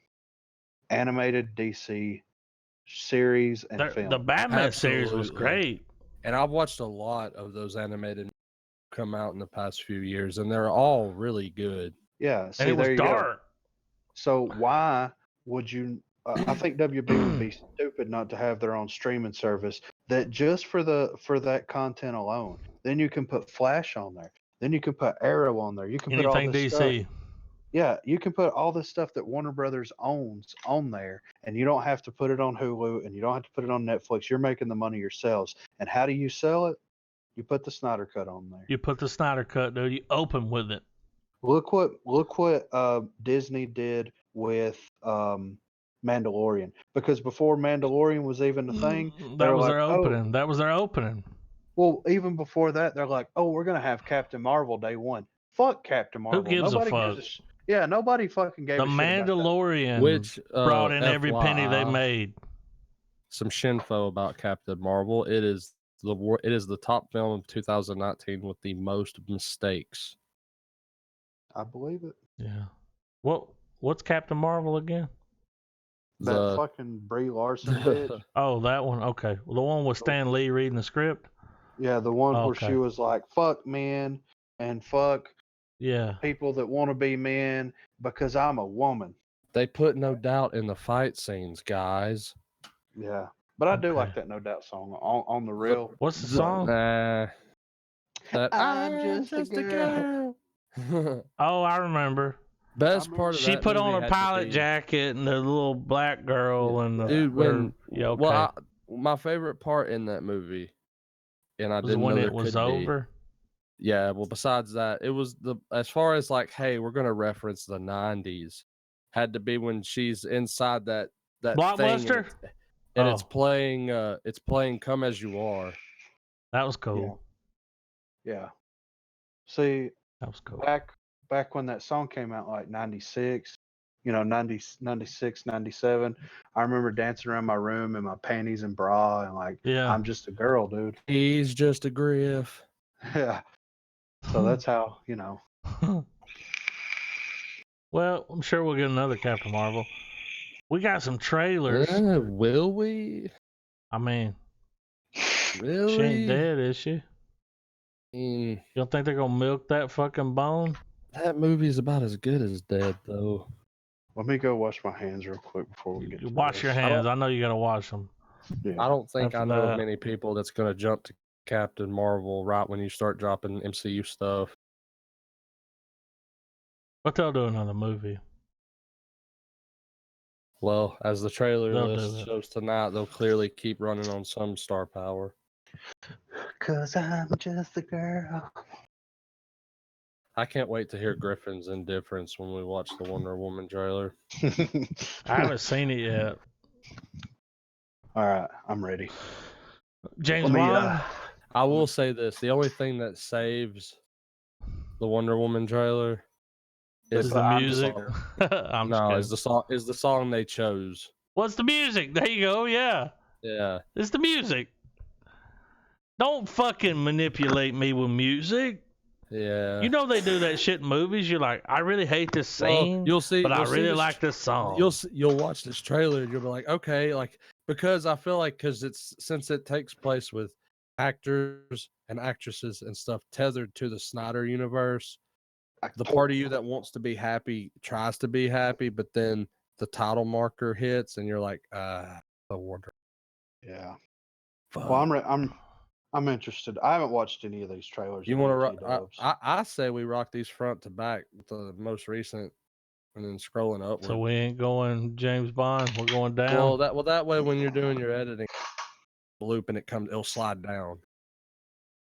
All right. So we're gonna do the trailer for The Outsiders, the Stephen King series that they released. They filmed where you guys live. Yeah. Jason Bateman. I'm ready. I got it up. Y'all ready? 3, 2, 1, play. Here we go. Looks like every state. Looks like. Yeah. Yeah. Big ears. Look at this. Here we go.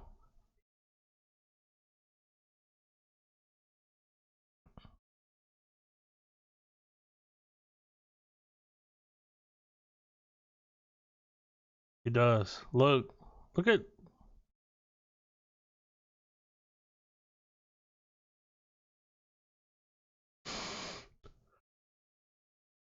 You know what this looks like?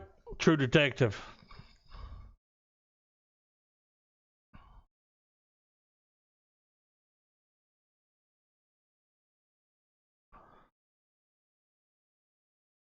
But can he?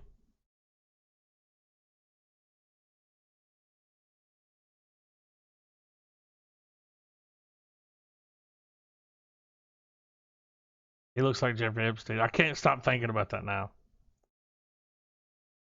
Epstein did kill himself. Hashtag. GBI? That's Georgia. Is that Georgia? That's what they call the FBI here where I live. GBI.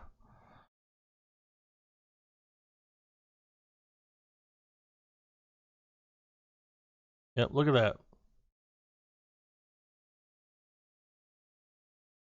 All right.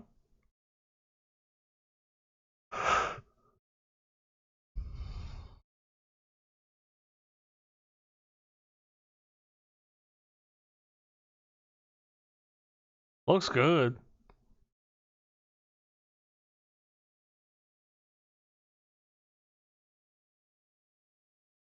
Looks like True Detective, though. Doesn't it? True Detective on acid. All right, here we go. Jump scare. Yep, there it is. trailer Outsiders. Okay. Yep, next year. I'm excited. I'm gonna check it out. Okay. I love Jason Bateman. He's a good dramatic actor. He's a good actor. Good. Yeah. Well, I'm down. I know he gets pegged as the fucking funny guy, but they're fucking around with funny guys. We got The Grudge. All right, we got The Grudge Red Band trailer. Oh man, they're gonna say fuck. Well, they're gonna cut some fingers off. Y'all ready? 3, 2, 1, play. Here we go, Red Band.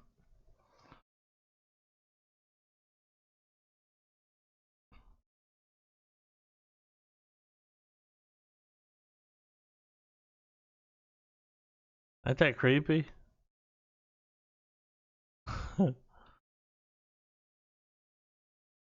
Sam Raimi, dude, come on. No makeup.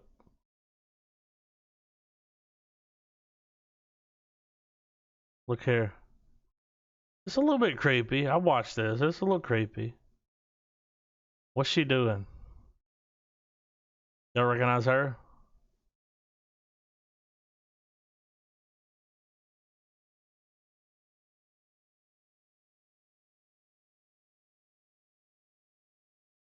I think that's the Kingpin. You gotta pay your rent, bitch. It is. Here we go.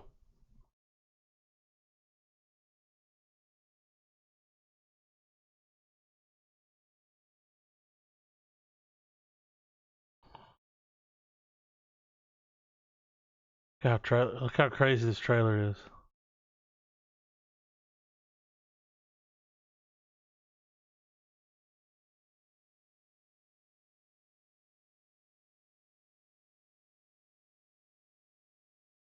Look at her fingers. She cut them off.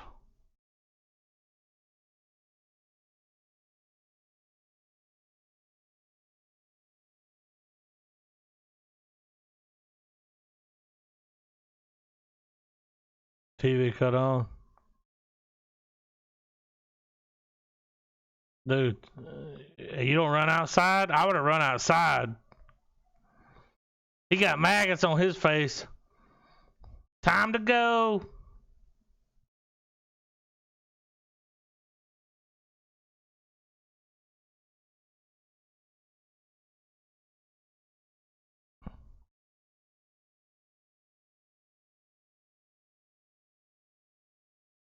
Kind of want to see it.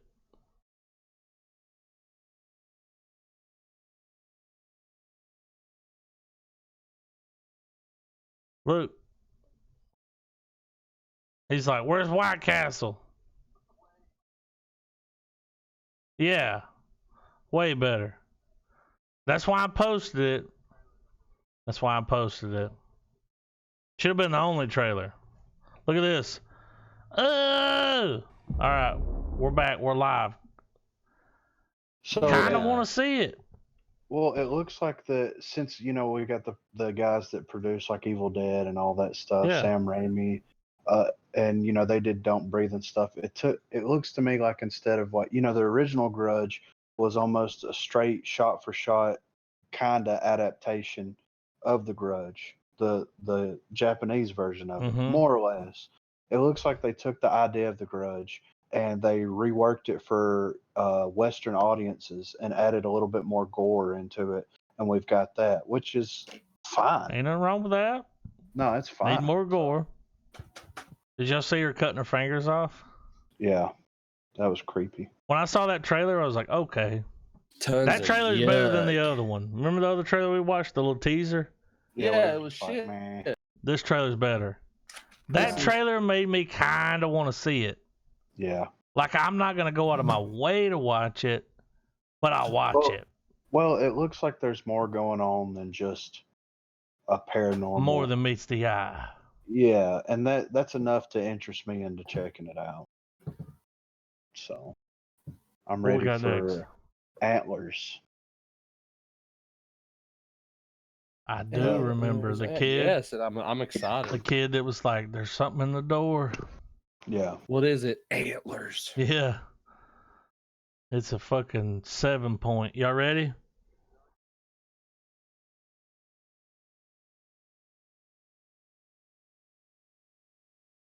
You ready, Trev?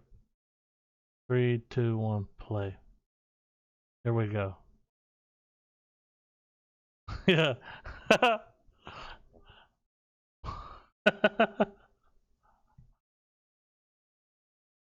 This kid's acting his ass off. Look at him. He's scared. He's scared to go home.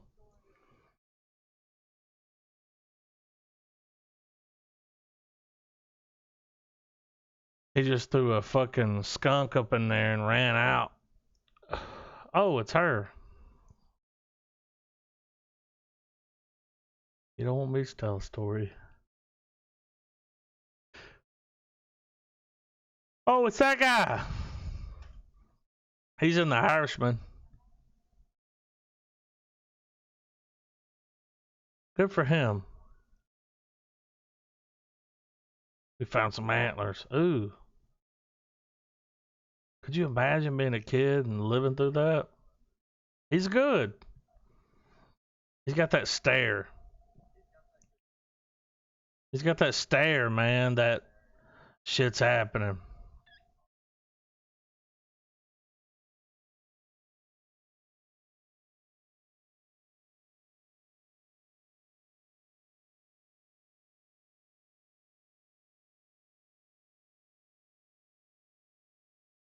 Oh my God.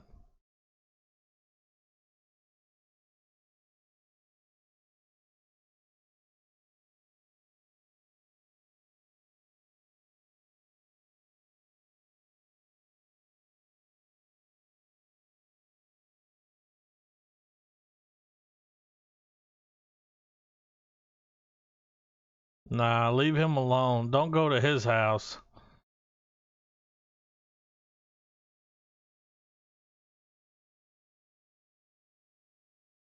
The kid did a good job. The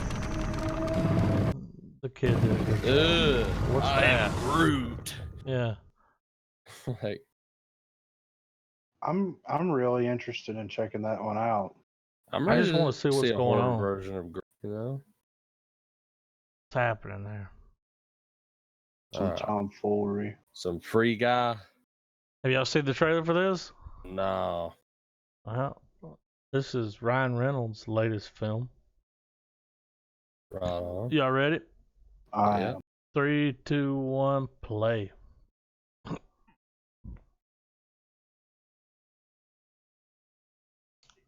Yeah. I don't know why they're showing this. Twice. 2 times. That's funny. Here we go. What's happening? What's happening? Kind of want to see this.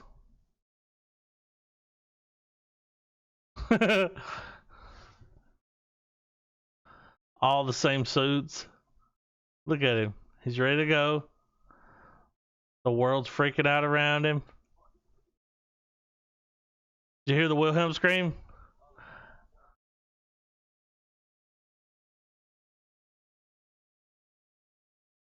Yeah. Kind of want to see it.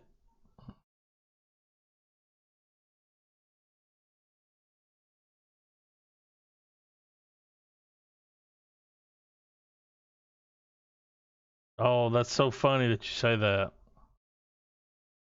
That's really funny, Travis. And you'll see why in a second. Because he is. Damn, how did you draw that? It is a game. Just wait. It's funny that you say that, dude. Watch this.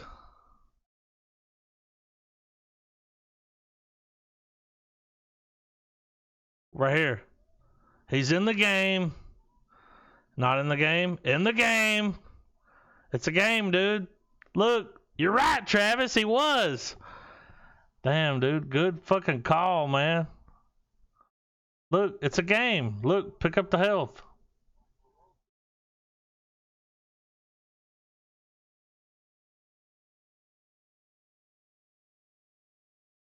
It looks funny.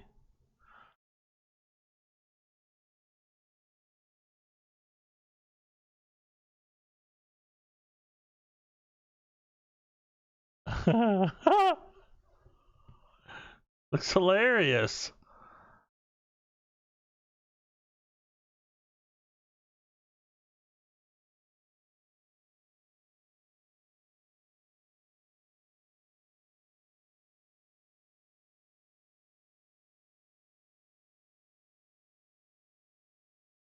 Hilarious, dude.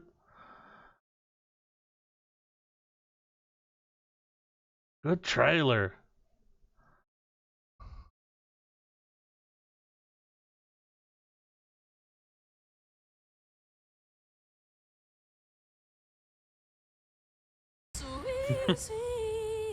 That's a really good idea. Looks funny, dude. It's like they took the idea of What was Ready that Player game? One, Yeah. and like made it more of a comedy and less Yeah. like the world is going to shit. I It's mean, a video game. Well, if it all takes place inside the game itself, then it's going to be. What was hilarious to Travis, like, oh, he's an NPC. He is, dude. He's just a person. That's funny. All right, here we go. Moment of truth. Wonder Woman trailer. 1984. Better have good music. Is everybody ready? Yes.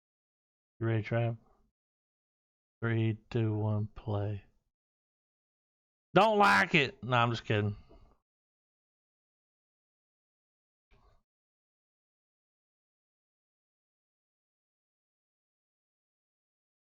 She's in it.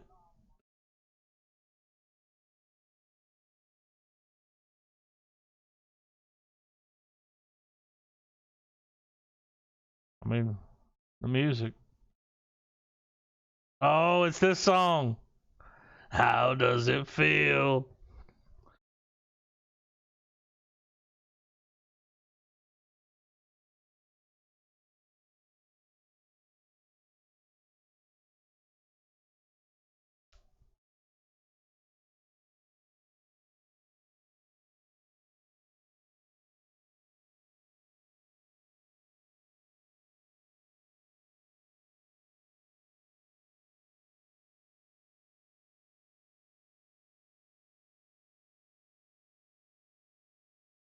What's he doing there? He's dead. That ain't him. That's him. He's doing that. No. What's Jordan Belson doing here? Don't work that way.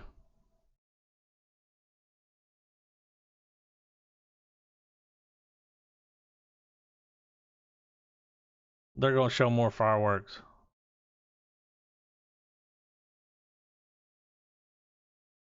Why is Steve there? Oh, we're going home? I thought they were dead.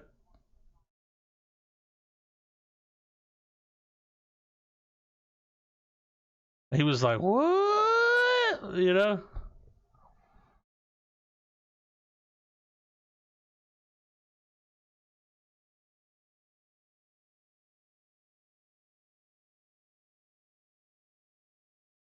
How does it feel?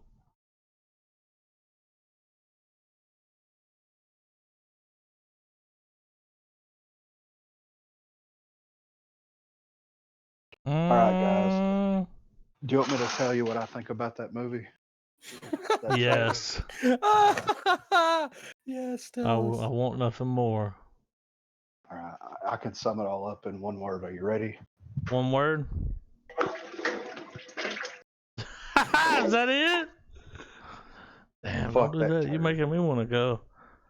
What? Why is Steve there? Did Steve not die? Yeah.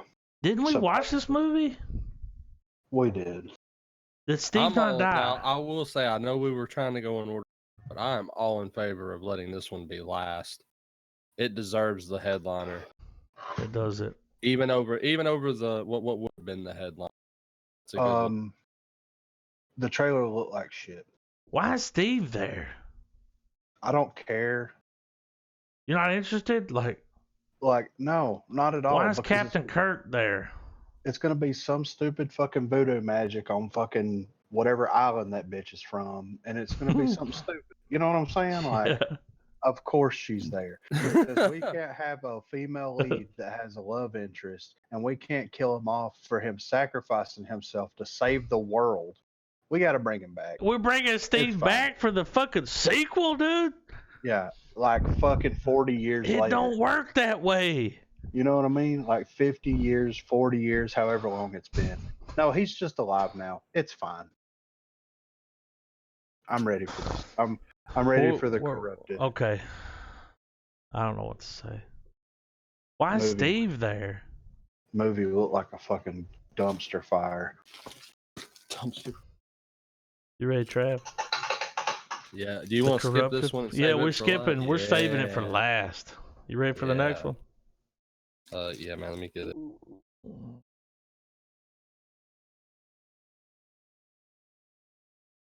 Yes. 3, 2, 1, play.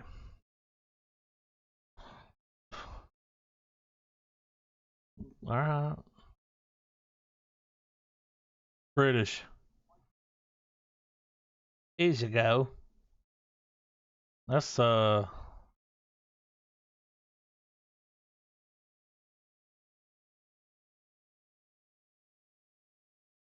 what's happening? Nice fucking bling. Oh.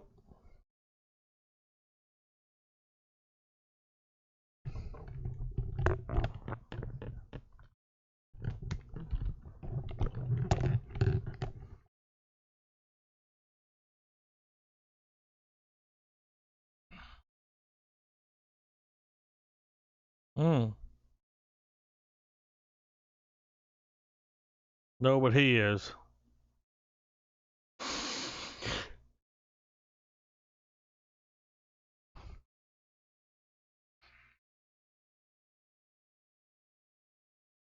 I recognize the little dude from something.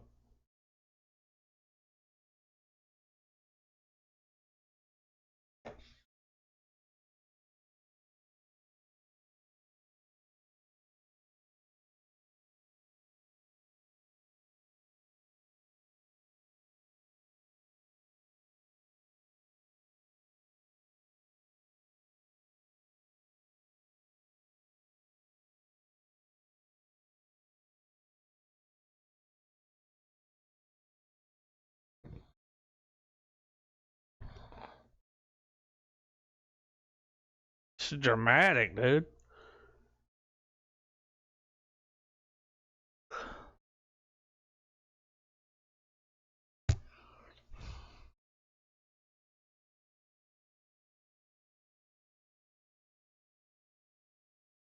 Yeah.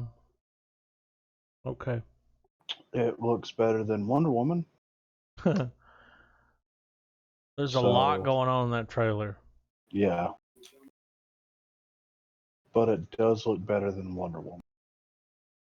Confirmed. But we get to see her in the 80s, Griff. I didn't care to see her in the 30s or 20s. I don't care to see her in the 80s. But she's the weapon. She's the God killer. Well, she needs to God kill her own franchise. Does she fuck him to death? What's she gonna do? Boob him to death? God.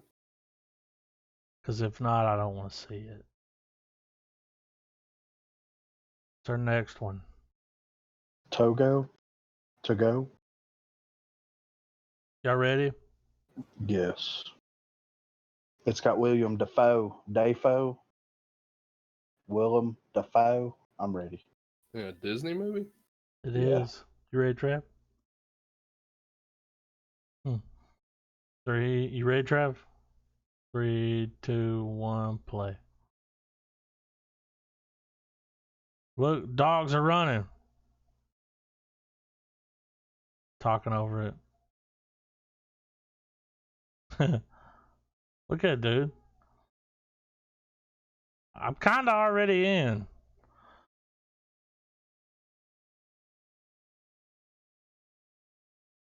Dude, I'm in. Look at this. Oh. Look, he's trying to get out. He got out.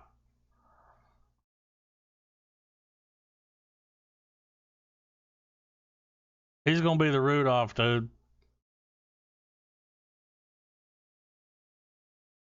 Cuteness. He can bust through windows.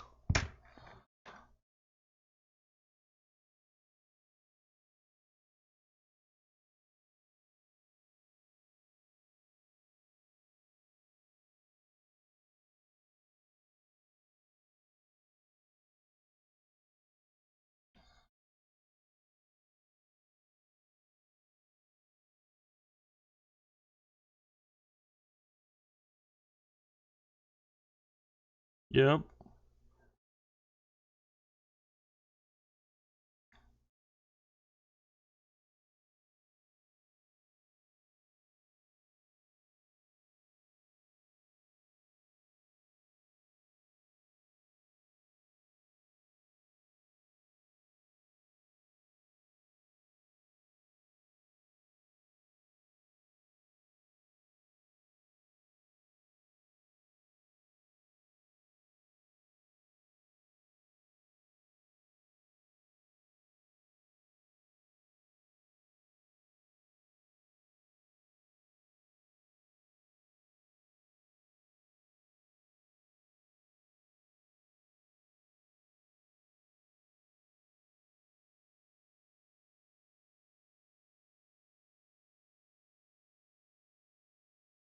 All right.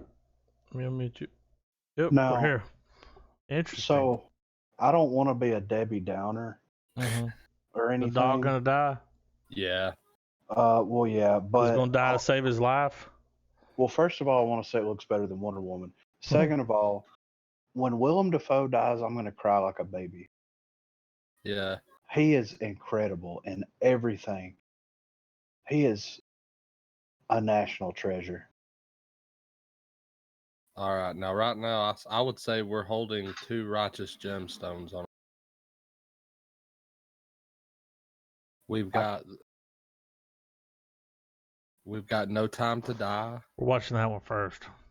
And Ghostbusters Afterlife. I'm so excited to watch both of these with y'all. Have you seen the 007 trailer yet? I have not. I watched it. I'm excited. For 007?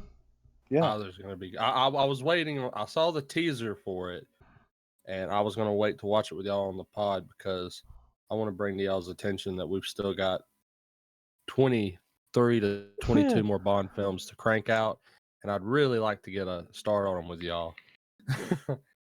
Right. How about you watch them all and let us know what you think? I'm just kidding. I'm just kidding. No, I'm joking. hey, if you take the chain off me, I'll do it. Nah, I'm podlocked on Bond, so I can't watch them. You can't podlocked. Yeah, podlocked. When you gotta watch a movie for the podcast, you get You're podlocked, dude. Every one of these movies, podlocked, dude. Pretty much any new movie that comes out that you want to see, podlocked. Yeah. I like that. Let's watch this trailer. Y'all ready? I'm ready. 3, 2, 1, play. Ooh, been here before.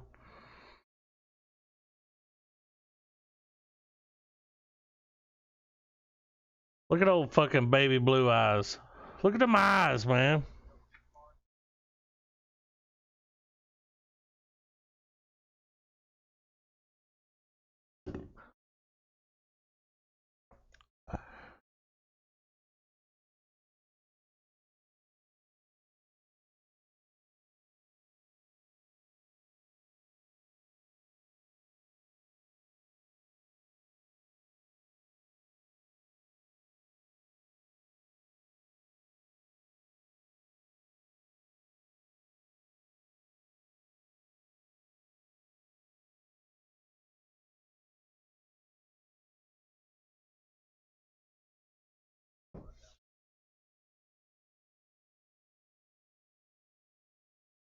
Big ears.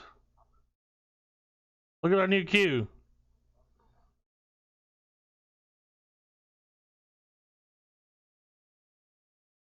Let's just call him Nerd. He's gonna fuck her. Why is Bond always... Oh, here we go. That's a good Bond villain. Wait for the cream.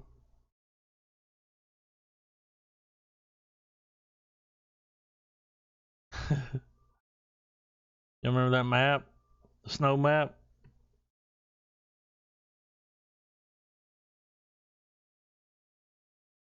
What country is he in? Oh. Oh. James, I can fuck everyone in this room, Bond. Oh shit, he's in it too? Fucking Freddie Mercury, dude? We got two villains?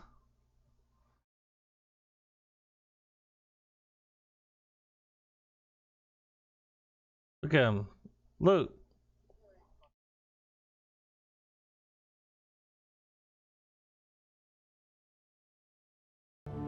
Sign me up. Looks good. Trailer looks good. Oh, he bopped out at the end. He was gonna do the shot. Yeah. I see what they did there. All right. Guys. This is a moment of goddamn truth. Let's get ready to be happy and sad in like just a matter of minutes. I don't know if I'm ready. In good ways. This is gonna hit you in the feels if y'all ain't watched it. I haven't watched. I've seen it. All right, I'm ready. Oh yeah. 3, 2, 1, play. Ghostbusters Afterlife official trailer. Yeah. Oh, Stranger Things is in it. So they're broke. They're going home.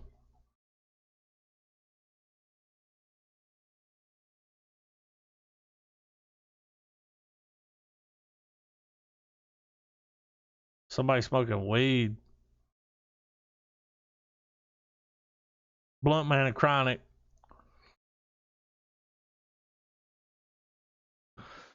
Here we go. Here's your boy.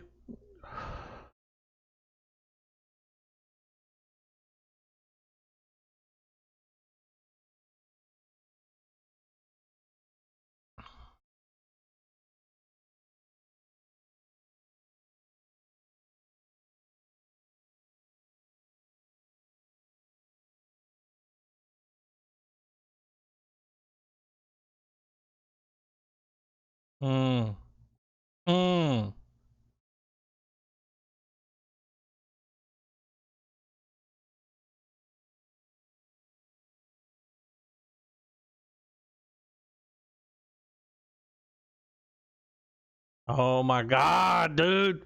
Where's the car, you know? Look at this trailer, dude. That shit's real. We got outfits. Oh, shit.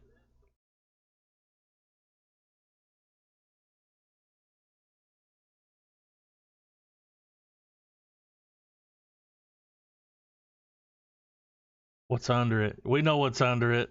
Look.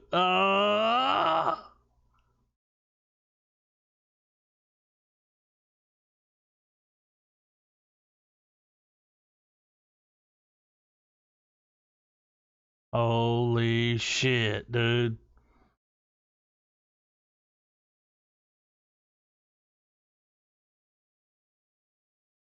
It's making the sound, dude. Look how old it looks. Man, I can't wait to see that goddamn movie. Wow, that looks tasty. How do you feel, Griff? Do you feel satisfied now? Well, I feel like they just showed us the first 20 minutes of the movie. So we have no idea what the fuck is about to happen. I don't know what's going on. Because every time they were about to show you something, it cut. I feel like them leaving their house, showing up there, finding all that shit. I feel like that's all going to happen within the first 15, 20 minutes of the movie. And then we haven't even seen what is going to be. You think we're going to haul ass through some plot in this one? Yeah. Like that fucking Ecto one in the field, which I didn't know was a shot I needed. That's a big Twinkie. Yeah.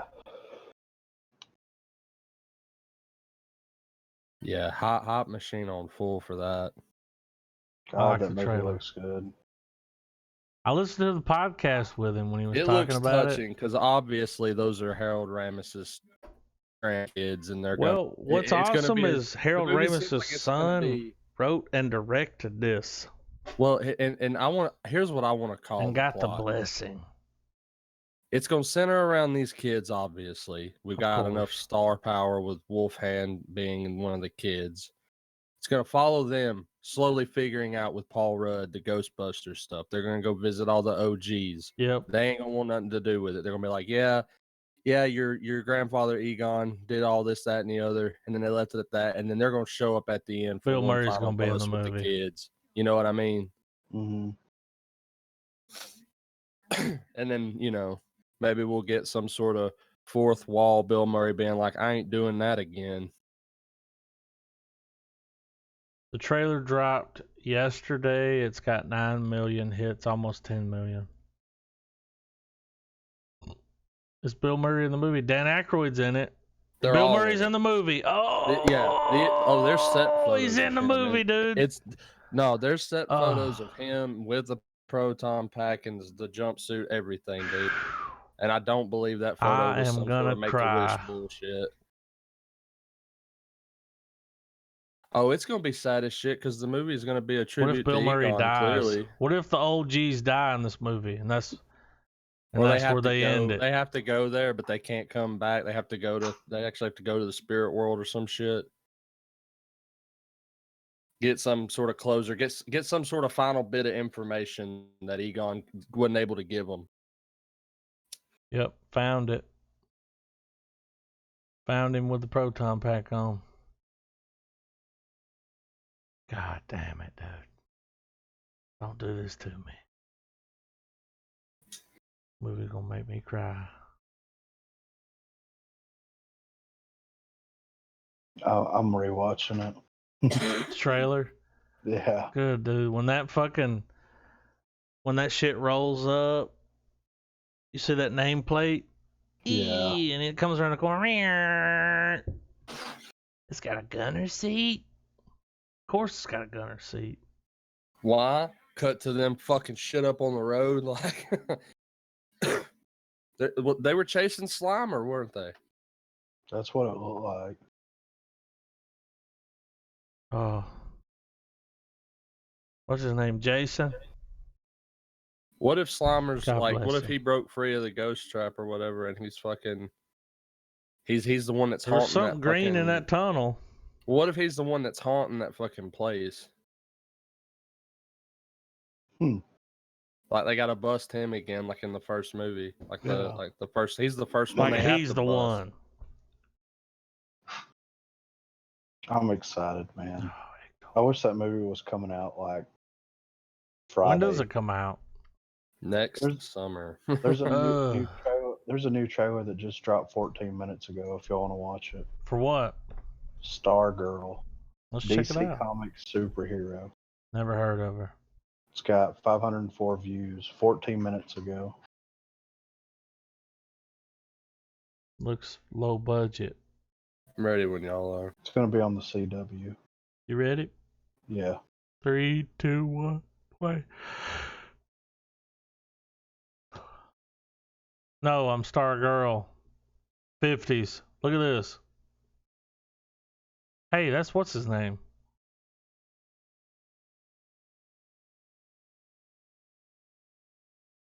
Oh, look. Wow. Wow, don't put this here. Wow. Look, she found the rod. She's like, I'm gonna set on it.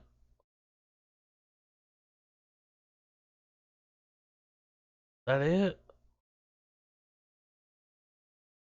Is that the guy from Community? Was that him?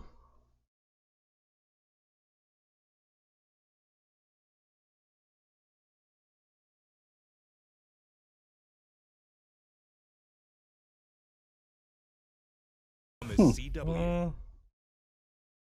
I mean, it looks like the rest of the CW stuff, which is cool. I mean, Joel McHale, dude. it looked like Joel McHale.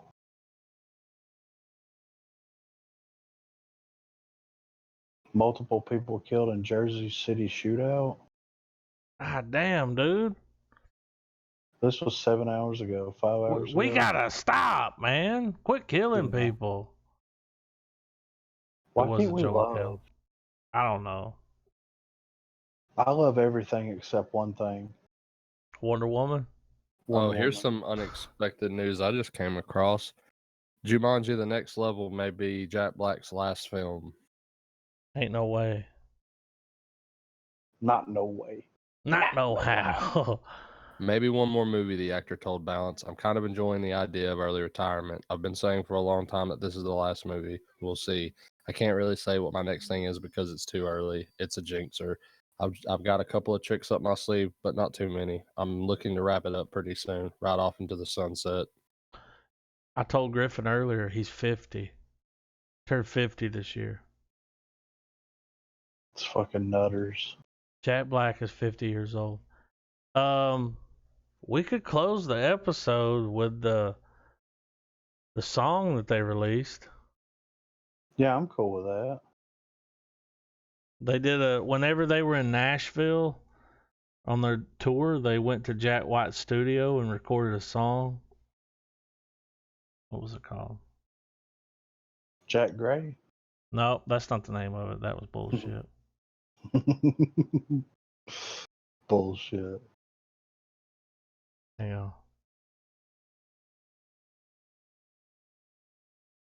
I'll see if I can find it on YouTube.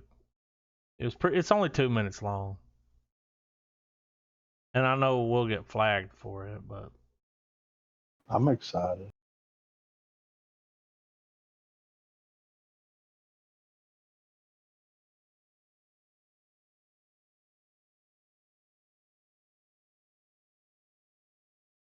I have become cumbersome.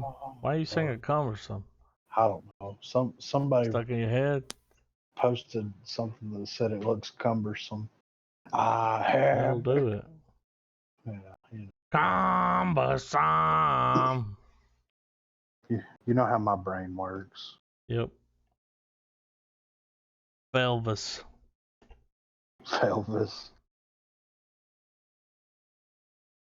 I'm pulling it up. That's Cage with K. Yep, there it is. Y'all want to close it with it? Yeah, let's do it.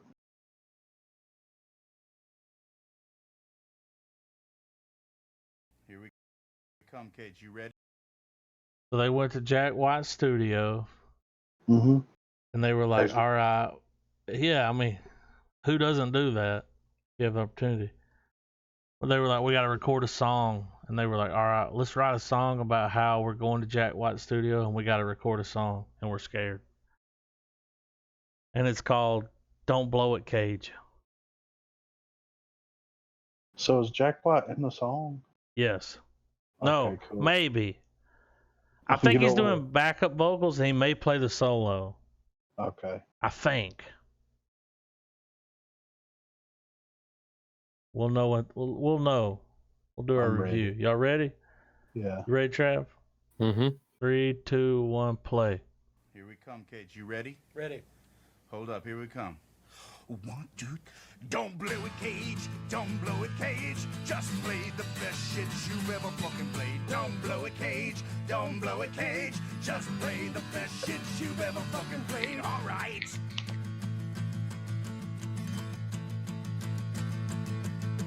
Jack White invited us to party. He wanted us to kick out the jams. Red light, it's time for us to party. I'm hoping we can kick out the jams. Don't blow it, Cage. Don't blow it, Cage. Just play the best shit you've ever fucking played. Don't blow it, Cage. Don't blow it, Cage. Just play the best shit you've ever fucking played. Solo.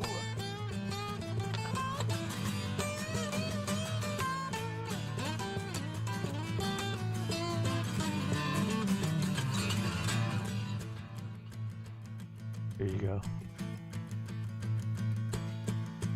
That sucked. You did not fucking party. You did not fucking kick out the jams. Jack White is drinking a Bacardi. You did not fucking kick out the jams. You blew it, Cage. You blew it, Cage. You played the worst shit you've ever fucking played. You blew it, Cage. You blew it, Cage. You played the worst shit you've ever fucking played. Come on. Cage. Yes, Jack White? That was the best guitar solo I've ever heard in my life. Oh, thank you. Do you want to start a band with me right now? Yes. Now, don't leave me, Cage. Don't leave me, Cage. You played the best shit you've ever fucking played. Don't leave me, Cage. Don't leave me, Cage. You played the best shit you've ever fucking played. You played the best shit you've ever fucking played. You played the best shit you've ever fucking played. You played the best shit you've ever fucking played. Then they like wrote that shit on the way there. That's awesome, dude. Don't blow it, Cage. Play the best shit you ever. I like when they hit that first break and they're like, "You blew it, Cage." Hilarious. Tenacious D is a fucking national treasure. You heard it here. National treasure. If you don't believe me, go back and watch the skit. Go watch the tripping on fucking LSD baby poop skit. And then watch the fucking blowjob and the fucking tunnel skit where he's like, "You don't have any fucking money." You know what I'm talking about? I do. What are we gonna watch next week? We got nothing. Is Parasite available? I either want to watch Parasite or The Irishman, personally.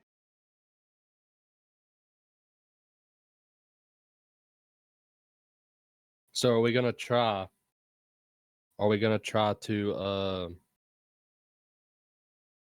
for the Parasite, the movie? for the 20? Well, for the are we gonna be doing Parasite an includes episode on Parasite Christmas Eve? Part 2. What'd you say? Probably not. Because I've got a thing Christmas Eve. I probably won't be home until late. Unless y'all are cool with doing it later that night. I mean, what's my life? Well, you know, I didn't know what you guys had going on. But I do have a... I don't have a dinner. family, so... I'll say that. You're part of my family. Y'all are both part of my family. Y'all can come over. I mean, me and Marina's not going to be doing nothing but drinking coffee, but you know. I can't wait to give her a present. She's going to shit a fucking brick, dude. Don't blow it, Griff. Don't blow it, Griff. I'm trying not to. Well, it's available. I only asked because I know not this Friday, but next Friday, Star Wars is dropping. Parasite's available. That's a Korean flick. Yeah. Does it got subtitles? To read that movie? Yeah, dude. Oh, nope. Subtitles in English. Yeah, you're going to have to read subtitles. I mean, it is what it is. We can watch it in French. They don't have an English dub yet? You know? Boy. It's available, though. What do you think, Trav? It's a short movie. We might as well. Would you rather watch the Irishman or Parasite? Parasite. I've already seen The Irishman 1.5 times. Absentee landlord. So that's what we got next week, right? Parasite? We're doing Parasite. Don't blow it, G. Don't blow it, G. Upload the fucking flick so everyone can see. Don't blow it, G. The Travis comes in. Hey, G. You blew it, G. Yeah, you blew Travis. it, G. Where the fuck's the subtitle so I can see? It writes itself. It writes itself, dude. We're watching Parasite. Hope they got some good trailers next week. I know. That trailer struggle's fucking... Yeah. It's a struggle. It is. I mean, we would have had almost a perfect trailer lineup this week if it wasn't for that fucking shitty Wonder Woman trailer. Was it that bad?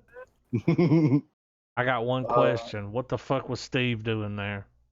I'm not gonna sleep until we figure that out. I'm gonna go on fucking Twitter right now and raise hell. What's Steve doing? Thought he was dead. Didn't he die in that movie? He did. He sacrificed himself. What the fuck is he doing in the 80s? Sucking dick, obviously. Like, at least. I mean, dude. Okay. Now it's a gay porn. This was before the AIDS epidemic. He's sucking Wonder Woman's dick.